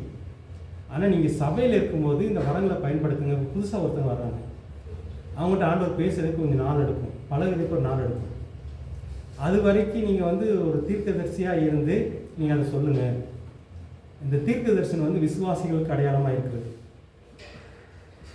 அந்நிய பாஷை அவிசுவாசிகளுக்கு அடையாளமாக இருக்குது. இதை நம்ம பார்க்குறோம். இந்த அந்நிய பாஷை உள்ளே பேசும்போது இப்போ வந்து இது ஒரு சபை, சந்திர வந்து அந்நிய பாஷை பேசுகிறாரு, ரட்சிக்கப்படாத ஆண்டவரை பற்றி தெரியாத ஒருத்தவங்க வர்றாங்க. அப்போ வந்து சந்திரன் பேசுகிறது வந்து இவர் நம்பி வந்து அது விலைக்கு சொல்கிறார், இதைத்தான் அவர் சொல்கிறான்னு சொல்லி. இவர் ஏதோ ஒரு மொழியில் பேசுகிறார், ஒருவேளை அது இந்த பூமியில் பேசுகிற மொழியாக இருக்கும், பேசுகிற மொழியாக இருக்கலாம். இவர் விலைக்கு சொல்கிறார். இப்போ அவங்க வந்து அவங்க அவிசுவாசி உள்ளே வரும்போது அவங்களுக்கு ஆச்சரியமாக இருக்கும், ஆண்டவர் இப்படியெல்லாம் பேசுவாரா? அவங்கள ஆச்சரியப்படுத்தணுன்றதுக்காக தான் இந்த வரத்தை கொடுத்தார். அதே மாதிரியே தீர்க்க தரிசன வரம் வந்து இதுக்காக நீங்கள் பயன்படுத்தணுன்றதை ஆண்டவர். அதுக்காக வந்து இப்போ நான் எப்போவுமே வந்து இப்போ நான் ரட்சிக்கப்பட்டுட்டேன், எனக்கு ஒரு 2 வருஷமாக ஆண்டோட பேச்சு என்னால் கேட்க முடியல. ஆனால் தீர்க்கதரிசனம் மூலமாக, அந்நிய பாஷைகள் மூலமாக சபைக்கு வரும்போது ஆண்டவர் பேசுகிறாரு. ஒரு 3 வருஷம் 4 வருஷம் இருக்கும்போது இன்னும் என்ன எதிர்பார்க்கக்கூடாது? நான் சபையில் இருக்கிற தீர்க்கதரிசி மூலமாக ஆண்டவர் என்கிட்ட பேசணும் எதிர்பார்ப்பு நமக்கு இருக்க கூடாது. அது வந்து ஒரு பிகினர்ஸ் தான், ஆரம்பத்தில் உள்ளவங்களுக்கு தான். அதுதான் நீங்கள் வளர வளர வந்து ஆண்டவர் உங்கள்கிட்ட பேசணும், உங்கள் மூலமாக மற்றவங்க ஆண்டவர் பேசணும். இது ஆண்டுடைய திட்டம். புதிய ஏற்பாடுன்றது வந்து தீர்க்கதரிசி சார்ந்த வாழ்க்கை கிடையாது. அதனால தான் பவுல் சொல்லாது, தீர்க்க தரிசன வசன வரத்தை எல்லாரும் நாடுகளும். நீங்கள் எல்லாருமே அதை பெற்றுக்கிறீங்க. எல்லாரும் பெற்றுக்கணும். என்ன, நான் வந்து இவருக்கு ஒரு தீர்க்க தரிசனம், அவர் எனக்கு ஒரு தீர்க்க தரிசனம் சொல்லணும். நான் வந்து ஒரு 2 வாரத்துக்கு முன்னாடி ஒரு சபையில் போய் பேசுகிறேன். பேசி முடிச்சதுக்கப்புறம் அந்த பாஸ்டர் எனக்காக ஒரு ஜெபம் பண்ணுறாரு. நான் நேற்று கூட அவங்கள்ட்ட சொன்னேன். எனக்கு வந்து கால் வலி, இந்த கால் வலியில் இருக்கும்போது கொஞ்சம் ஒரு மாதிரி தடுமாற்றங்கள்லாம் இருந்துட்டு இருந்துச்சு. அவர் எனக்காக ஜெபம் பண்ணும்போது அந்த பாஸ்டர் வாயிலிருந்து ஒரு வசனம் வருது, அவனுடைய கால்களை மான்களின் கால்களை போலாக்கி உயர் ஸ்தலத்தில் நிறுத்துவேன் அப்படின்னு சொல்லி இந்த வசனத்தை சொல்லி ஜெபம் பண்ணார். இந்த வசனம் எனக்கு 4-5 வருஷத்துக்கு முன்னாடி ஆண்டவர் பேசினது. இந்த கால்வெளி ஆரம்பிக்கிறதுக்கு முன்னாடியே பேசின வசனம், ஆனால் மறந்து போயிட்டேன். அங்கே போகும்போது அந்த வசனத்தை அவர் சொல்லி ஜெபிக்கும் போது எனக்குள்ளே வந்து அந்த வசனம் வந்து அப்படியே ஒரு தீப்பிழைப்பாக வரும். அடுத்து கால்வெளி வரும்போது அந்த வசனத்தை நான் சொல்லுவேன், என்னுடைய கால்கள் வந்து மான்களின் கால்களை போல பலப்படுத்துவார், எனக்கு ஒரு உயர்ந்த ஸ்தலத்தை வச்சிருக்கிறார், அதை சொல்லி நான் ஜெபிக்கிறேன். இது எல்லாமே தீர்க்க தரிசனத்தோடு சேர்றது. தீர்க்க தரிசனம் வேற ஒன்றும் கிடையாது, வசனத்தை சொல்கிறது. ஆண்டவர் எனக்கு கொடுத்த வசனத்தை ஞாபகப்படுத்துவார் அவங்க மூலமாக, உங்களுக்கு கொடுத்த வசனத்தை என் மூலமாக ஞாபகப்படுத்துவார். ஸோ இந்த மாதிரி வரங்கள் சபையில் பயன்பட யாரோட உறவு கூடும்? ஆண்டவரோட உறவு கூடும். ஆனால் இப்போ இருக்கிறது வேறு நடக்கிறதெல்லாம் தீர்க்கதரிசி, நான் பெரிய தீர்க்கதரிசி, நான் வரம் பெற்றவன், என்கிட்ட வா, நான் ஜெபம் பண்ண உனக்கு நடக்கும். இது கிடையாது, இது ஊழியமே கிடையாது. இது வந்து புதிய ஏற்பாட்டு ஊழியமே கிடையாது. வேறு ஏதாவது முக்கியமானன்றதுலாம் நம்ம பேசலாம், வேறு வழி இல்லை. நம்ம முடிக்கணுன்றதை விட நம்ம வரம் பெற்றிருந்தான்னா நம்ம ஒரு தீர்க்க தரிசனம் பேசுகிறோம், பெரிய அபிஷேகம் பெற்றவங்க, நாம் விளம்பரம் பண்ணலாமா? இல்லை, பண்ணக்கூடாது. வரமே வந்து மற்றவங்களுக்கு சொல்கிறதுக்காக தான். நீங்கள் விளம்பரம் பண்ணிங்கன்னா என்ன நடக்கும்? இதெல்லாம் வருது, உள்ளே வருது. இப்போ விளம்பரம் நம்ம பண்ணுறோம், பண்ணதுனால என்ன நடக்குது? நார்மலாக நேச்சுரலாக என்ன நடக்குது? இப்போ நானே வந்து ஒரு பெரிய தீர்க்கதரிசின்னு போர்டு போட்டு நிறைய பேர் என்கிட்ட கூப்பிட்றேன். என்னுடைய பேர் வந்து பரவுது, தமிழ்நாட்டில் பரவுது, இந்தியாவில் பரவுது. இது மூலமாக நடக்குது என்ன? நிறைய நடக்குது. அந்த பேருக்குரிய பலன் நான் அங்கேயே அனுபவிச்சிடறேன். புரியுதா உங்களுக்கு? இப்போ நான் வந்து பேர் எடுக்கிறேன் பாருங்கள், அந்த பேருக்கு ஒரு பலன் வந்து இங்கேயே கிடைச்சது. எங்கே கிடைக்காதுன்னா நித்தியத்தில் கிடைக்காது. நான் ஒருவேளை விசுவாசத்தை மறுதளிச்சு போயிட்டேன் அப்படின்னா நரகத்துக்கு தான். நான் பெரிய தீர்க்கதரிசியாக இருக்கலாம், இப்போ இயேசு கடைசியில் என்ன யாருன்னு தெரியாதுன்னு சொல்ல போகிறேன். அது வேறு விஷயம். நம்ம செய்கிறதுக்குரிய பலன் எங்கே வேணும் நமக்கு? நான் ஒரு தீர்க்க தரிசனம் ஊழியம் செய்கிறேன், அதுக்குரிய பலன் யார்கிட்டேருந்து வேணும்? எனக்கு அவர்கிட்டருந்து வேணும். அது கிடைக்காது. நீங்கள் விளம்பரப்படுத்தி செய்யும்போது அது உங்களுக்கு கிடைக்காது, அது இங்கேயே கிடைச்சிடும். நீங்கள் தான தர்மம் பண்ணும்போது, இப்போ வந்து நான் ஒருத்தருக்கு 100 ரூபா கொடுக்குறேன், 10 பேரை கூப்பிட்டு ஐயாவுக்கு நான் இப்படி ஒரு நன்கொடை கொடுக்குறேன், 10,000 கொடுக்குறேன்னு நம்ம கொடுத்தேன் அப்படின்னா அதுக்குரிய பலன் எங்கே கிடச்சிச்சு? 10 பேர் கை தட்டுறாங்க, கிடைச்சிச்சு. இது எல்லாமே இந்த உபதேசத்தில் வருது, இதெல்லாம் உள்ளே இருக்குது. அதுதான் நீங்கள் கேட்குறீங்க, வேறு ஒன்றும் கிடையாது. இதே மாதிரி தான் அதுவும். நீங்கள் 4 பேருக்கு தெரியணும்னு என்ன செஞ்சாலும் சரி, அதுக்குரிய பெயர் பொருள் இங்கே கிடைச்சிடும். அதுக்குரிய பலன் எங்கேருந்து கிடைக்காது? நீங்கள் இந்த கை கொடுக்குறது இந்த கை தெரியக்கூடாது. இதோடைய அர்த்தம் என்ன அப்படின்னா, நம்ம கொடுக்கறத வந்து வேறு யாருக்கும், நமக்கும் ஆண்டவர் கடையில் வச்சுக்கணும். உதவி செய்கிறோமா, வரத்தை பயன்படுத்துகிறோமா, எல்லாமே நமக்கும். எனக்கு இதுக்குரிய பலன் அவற்றிருந்து ஒன்று இருக்குது. அதனால தான் அவர் சொல்கிறார், நீ நான் கொடுத்த தாளந்தை வச்சு 5 தாளந்தை வச்சு 5 சம்பாதிச்ச 10 பட்டணத்துக்கு நீ ராஜா அப்படின்றார். நான் கொடுத்த 2 தாளந்தை வச்சு நீ 2 சம்பாதிச்ச 4 பட்டணத்துக்கு நீ ராஜா. இந்த கணக்கு எங்கே வருது அப்படின்னா, இல்லை அங்கே போகாது, இங்கே வச்சுட்டு எல்லாத்தையும் நம்ம சம்பாதிச்சிட்டோம், வரத்தை வச்சு எல்லாத்தையும் வாங்கிட்டோம், இந்த உலகத்தில் உள்ளதை வாங்கிட்டோம், பேர் பொருள் வாங்கிட்டோம், பெரிய ஆள் பேர் எடுத்துட்டோம். அங்கே போனால் இந்த முந்தினோர் பிந்தினோர்னு இருப்பாங்க, இதெல்லாம் அதில் சேரும். பெரிய ஆளாக காட்டியிருப்பாங்க இங்கே, அங்கே போனால் சின்னதாகிடுவாங்க. ஒருவேளை அங்கே இருப்பாங்க, விசுவாசம் போயிடுச்சுன்னா அங்கேயும் இருக்க முடியாது. அது வேறு விஷயம். இந்த இயேசுவையும் மரித்த உயிர்த்தெழுதலின் விசுவாசம் போச்சுன்னா எங்கே போக முடியாது? அது பெரிய ஊழியக்காரனாலும் போக முடியாது, பெரிய தீர்க்கதரிசியும் போக முடியாது. இந்த விசுவாசத்தை எடுக்கணுன்றதான் சாத்தானுடைய நோக்கம். அதுதான் வந்துகிட்டே இருக்கும். திருடவும் கொல்லவும் அழிக்கவும் வருகிறார். நமக்கு நித்திய ஜீவன் கிடைக்கக்கூடாது, நம்ம தேவராஜ்யத்துக்கு போகக்கூடாது. ஸோ அந்த சோதனை எல்லாருக்குமே இருக்கும் மரணம் வரைக்கும். ஆனால் அந்த நம்பிக்கை இழந்துட்டோன்னா அங்கே போக முடியாது. ஆனால் அங்கே போனதுக்கப்புறம் என்ன இருக்குது, நம்ம செஞ்ச வேலைக்குரிய பலன் இருக்குது, அந்த இழந்துடும். வேறு எதாவது கேட்க வர முடியுங்களா? நமக்கு அங்கேயும் போகணும், செஞ்ச வேலைக்குரிய பலனும் அங்கே வேணும், இங்கேயும் வேணும். அதனால் பேர் சொல்லாது, உங்கள் பேச்சை விட்டு எல்லாத்தையும் விட்டுட்டு வந்தேன், போட்டை விட்டுட்டேன், மலையை விட்டுட்டேன், எங்கள் அப்பா அம்மா விட்டுட்டேன், உங்கள் பின்னாடி வந்திருந்தேன், எனக்கு என்ன கிடைக்கும் அப்படின்னு பேர் கேட்டார் தானே. அப்போ என்ன சொன்னார் இயேசு? என்ன சொன்னார்? இங்கேயும் கிடைக்கும், அங்கேயும் கிடைக்கும். ஆனால் இங்கே கிடைக்கிறது நம்ம அனுபவிக்கலாம், அங்கேயும் நிச்சயம் கிடைக்கும். இது எங்கே நடக்கும் அப்படின்னா, நம்ம பேரை உற்சாகப்படுத்துறதுக்காக செஞ்சேன்னா கிடைக்காது. அவர் பேர் பெறுகிறாருன்னா யோவான் சொல்லுவார். யோவானை ஏன் பெருசுன்னு சொல்கிறாருன்னா, நான் சாகணும், நான் அழியணும், அவர் பெருகணும், நான் குறுகணும், நான் சிறுகணும், அவர் பெருகணும். ஸோ இந்த எண்ணம் ஒவ்வொரு ஊழியக்காரனுக்குள்ள இருக்கணும், ஒரு விசுவாசிகள் இருக்கணும். நான் வளரணுன்றது கிறிஸ்டியானுக்குள்ள வளரணும். நான்றது மறைஞ்சிட்டே இருக்கணும், நானோ அல்லது சந்திரனோ அது மறையணும். என்னை பார்க்கறவங்க இயேசுவை பார்க்கணும், எனக்குள்ளே கிறிஸ்து வளர்ந்துட்டே இருக்கணும்.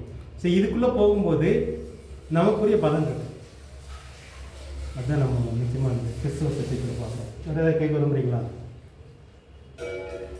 இந்த ஊழியத்தில் தந்திரங்கள் இருக்குது.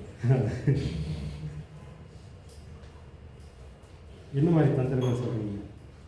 ஒருத்தரை வசப்படுத்துறது, ஒருத்தர் கூப்பிடுறது, ஏதாவது சொல்லி அது அரசியல். அது உலகத்திறமையை பயன்படுத்துறது தான். உலகத்திறமை, அவங்களுக்கு உலகத்தில் ஏதோ திறமை கிடச்சிருக்கு, அதை பயன்படுத்தி இதையும் செய்கிறாங்க, அதுக்குரிய பலன்லாம் கிடைக்கும். தந்திரம் எல்லாம் இங்கே நடக்கும். தந்திரத்தை வச்சு பெரிய ஆள் ஆகலாம். வீண் புகழ்ச்சியும் வீண் கீர்த்தியும் நாடகம். ஆனால் அவர் நல்ல புகழ்ச்சியும் நல்ல கீர்த்தியும் தர்றாரு.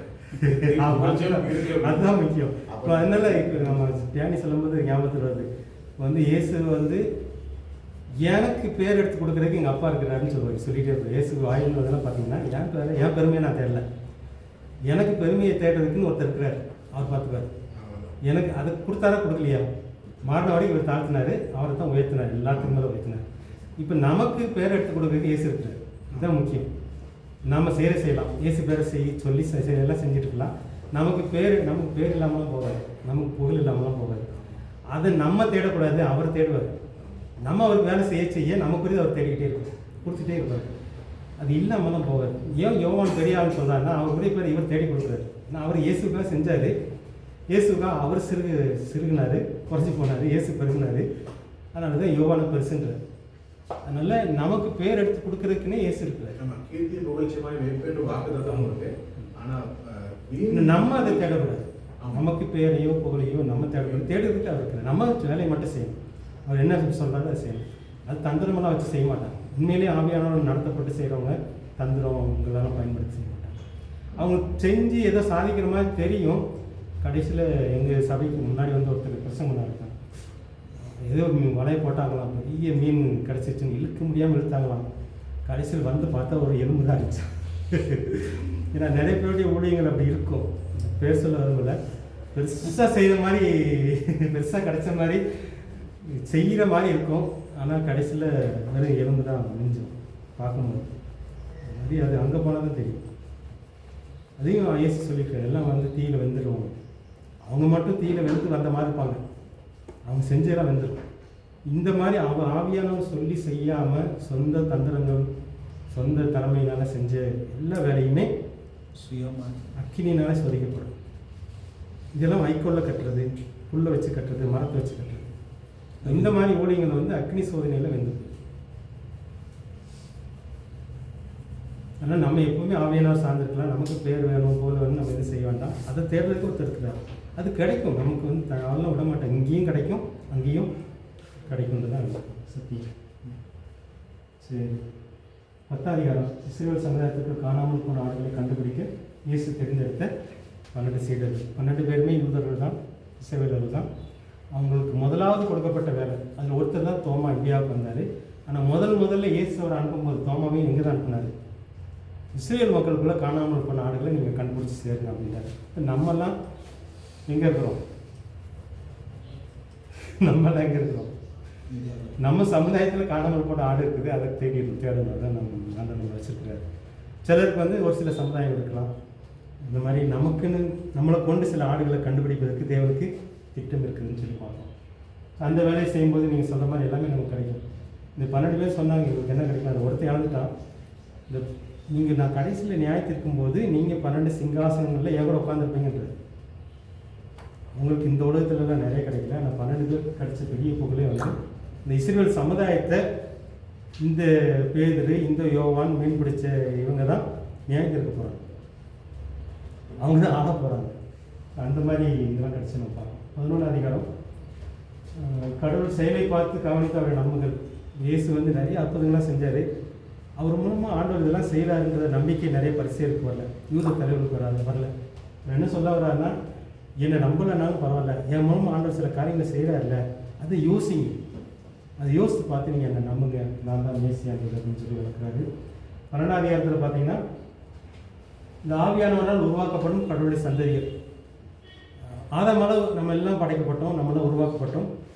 நம்ம இயேசு எப்படி ஆவியானவரால் மரியாதை வயிற்றில் உருவானாரோ அதே மாதிரி நம்ம ஆவியானவரால் எங்கே உருவாகிறோம்? இயேசுக்குள்ளே உருவாகிறோம். இயேசு தான் இப்போ எல்லாருக்கும் தலைமகன். இயேசுக்குள்ளே நம்ம ஆவியானவராக புதுசாக படைக்கப்படுகிறோம். அந்த கடவுள் சந்ததின்றது ஆதாம் சந்ததி ஒன்று, இயேசுடைய சந்ததிகளாக நம்மளை மாறுறோம். நம்ம சந்ததியை வந்து தேவன் தனித்து பார்க்குறாரு அப்படின்னு சொல்லி பார்க்குறாரு. அந்த சத்தியம் 13ஆம் அதிகாரம், கடவுளுடைய வார்த்தையால் பெருகும் கடவுள் பிள்ளைகளும் அதை ஏற்றுக்கொள்ளாத கலைகள் போன்ற மக்களும். வசனத்தை விதைக்க விதைக்க கடவுளுடைய பிள்ளைகள் பெருகிட்டே இருப்பாங்க. இடையில் என்ன நடக்குது? கலைகளையும் பிசாசு வச்சுட்டு இருப்பாங்க. இப்போ நம்ம சபையில் பார்க்கும்போது எல்லாம் இருப்பாங்க, இருவருக்கும் கலை இருக்கும். நம்ம நிறைய நேரத்தில் வந்து கலையை மட்டும் பார்த்துட்டு மறந்துடுவோம். இன்னும் உள்ள பயிர் இருக்குது, அது பார்க்குறதுக்கு ஆண்டவர் நல்ல கொடுக்கணும். சாத்தான் வந்து அந்த வேலையை செஞ்சுட்ருக்கான். நம்ம மூலமாக வசனத்தை விதைக்கிறார் ஆண்டவர், கடவுளுடைய பிள்ளைகள் உருவாகிறாங்க. இடையில சாத்தானும் இவர் நிறைய வேலைகள் செஞ்சுருக்குறான். நம்ம வந்து இப்போ கலையை கொடுங்குற வேலை நமக்கு இல்லை. அது இயேசு சொல்லிடுறாரு, இவன் வந்து சரியான ஆள் இல்லை, சரியான விசுவாசி இல்லை அப்படின்னு சொல்லிட்டு நம்ம என்ன செய்யக்கூடாது. யாராவது பிடிங்கி சபையில் பிடிங்கி எழுத போடணும்னு நினைக்கக்கூடாது. கடைசி வரைக்கும் போராட்டம் இருக்கும். அந்த மாதிரி ஆளுங்க கூட நமக்கு போராட்டம் இருக்கும். அவங்க வந்து பிடிங்கி போட்டக்கூடாது அப்படின்னு தான் சத்தியம். சாத்தா சைடாக செஞ்சுட்டு இருக்கும். ஆனால் கடைசியில் ஒரு நாள் இருக்குது, என்ன செய்ய போகிறார்? தூதர்கள் அனுப்புவார். அதெல்லாம் கடைசியில் வரும்னு நினைக்கிறேன். அவங்க வந்து பிரிச்சுருவாங்க, களை வேறு பயிர் வேறுன்னு பிரிச்சுருவாங்க. பயிரெல்லாம் எங்கே சேர்ப்பாங்க? களஞ்சியத்தில் சேர்ப்பாங்க. களையெல்லாம் தீ வச்சு எரிச்சிருவாங்க. சத்தியம்லாம் நம்ம பார்க்கலாம். 14ஆம் அதிகாரம், இயேசு செய்த 2 பெரிய அற்புதங்களும் அநேகரை குணமாக்குதலும். அது என்னன்றதை நீங்கள் 14 உள்ள வாசிங்க. இந்த மாதிரி நிறைய அற்புதங்கள் செய்கிறாரு. பெரிய அற்புதங்கள் சொல்லி பார்க்கணும். 15ஆம் அதிகாரத்தில் பார்த்தீங்கன்னா, கெட்ட எண்ணங்கள் மூலமான பேச்சும் செயலும் ராவை தீட்டாக்கும். அவங்களுக்கு டீ குடிச்சதுக்கப்புறம் பார்க்கலாமா? ஒரு 5 நிமிஷம் எடுத்துக்கலாமா? ஒரு பிரேக். எனக்கு இன்னொரு புக்கு முடிக்கணும், வெளிப்படுத்தி செஷன் முடிக்கணும். ஓகே, ஒரு 5 நிமிஷம் நம்ம பிரேக் எடுத்துக்கலாம். அப்படியே வெளியில் போயிட்டு வந்தாலும் போயிட்டு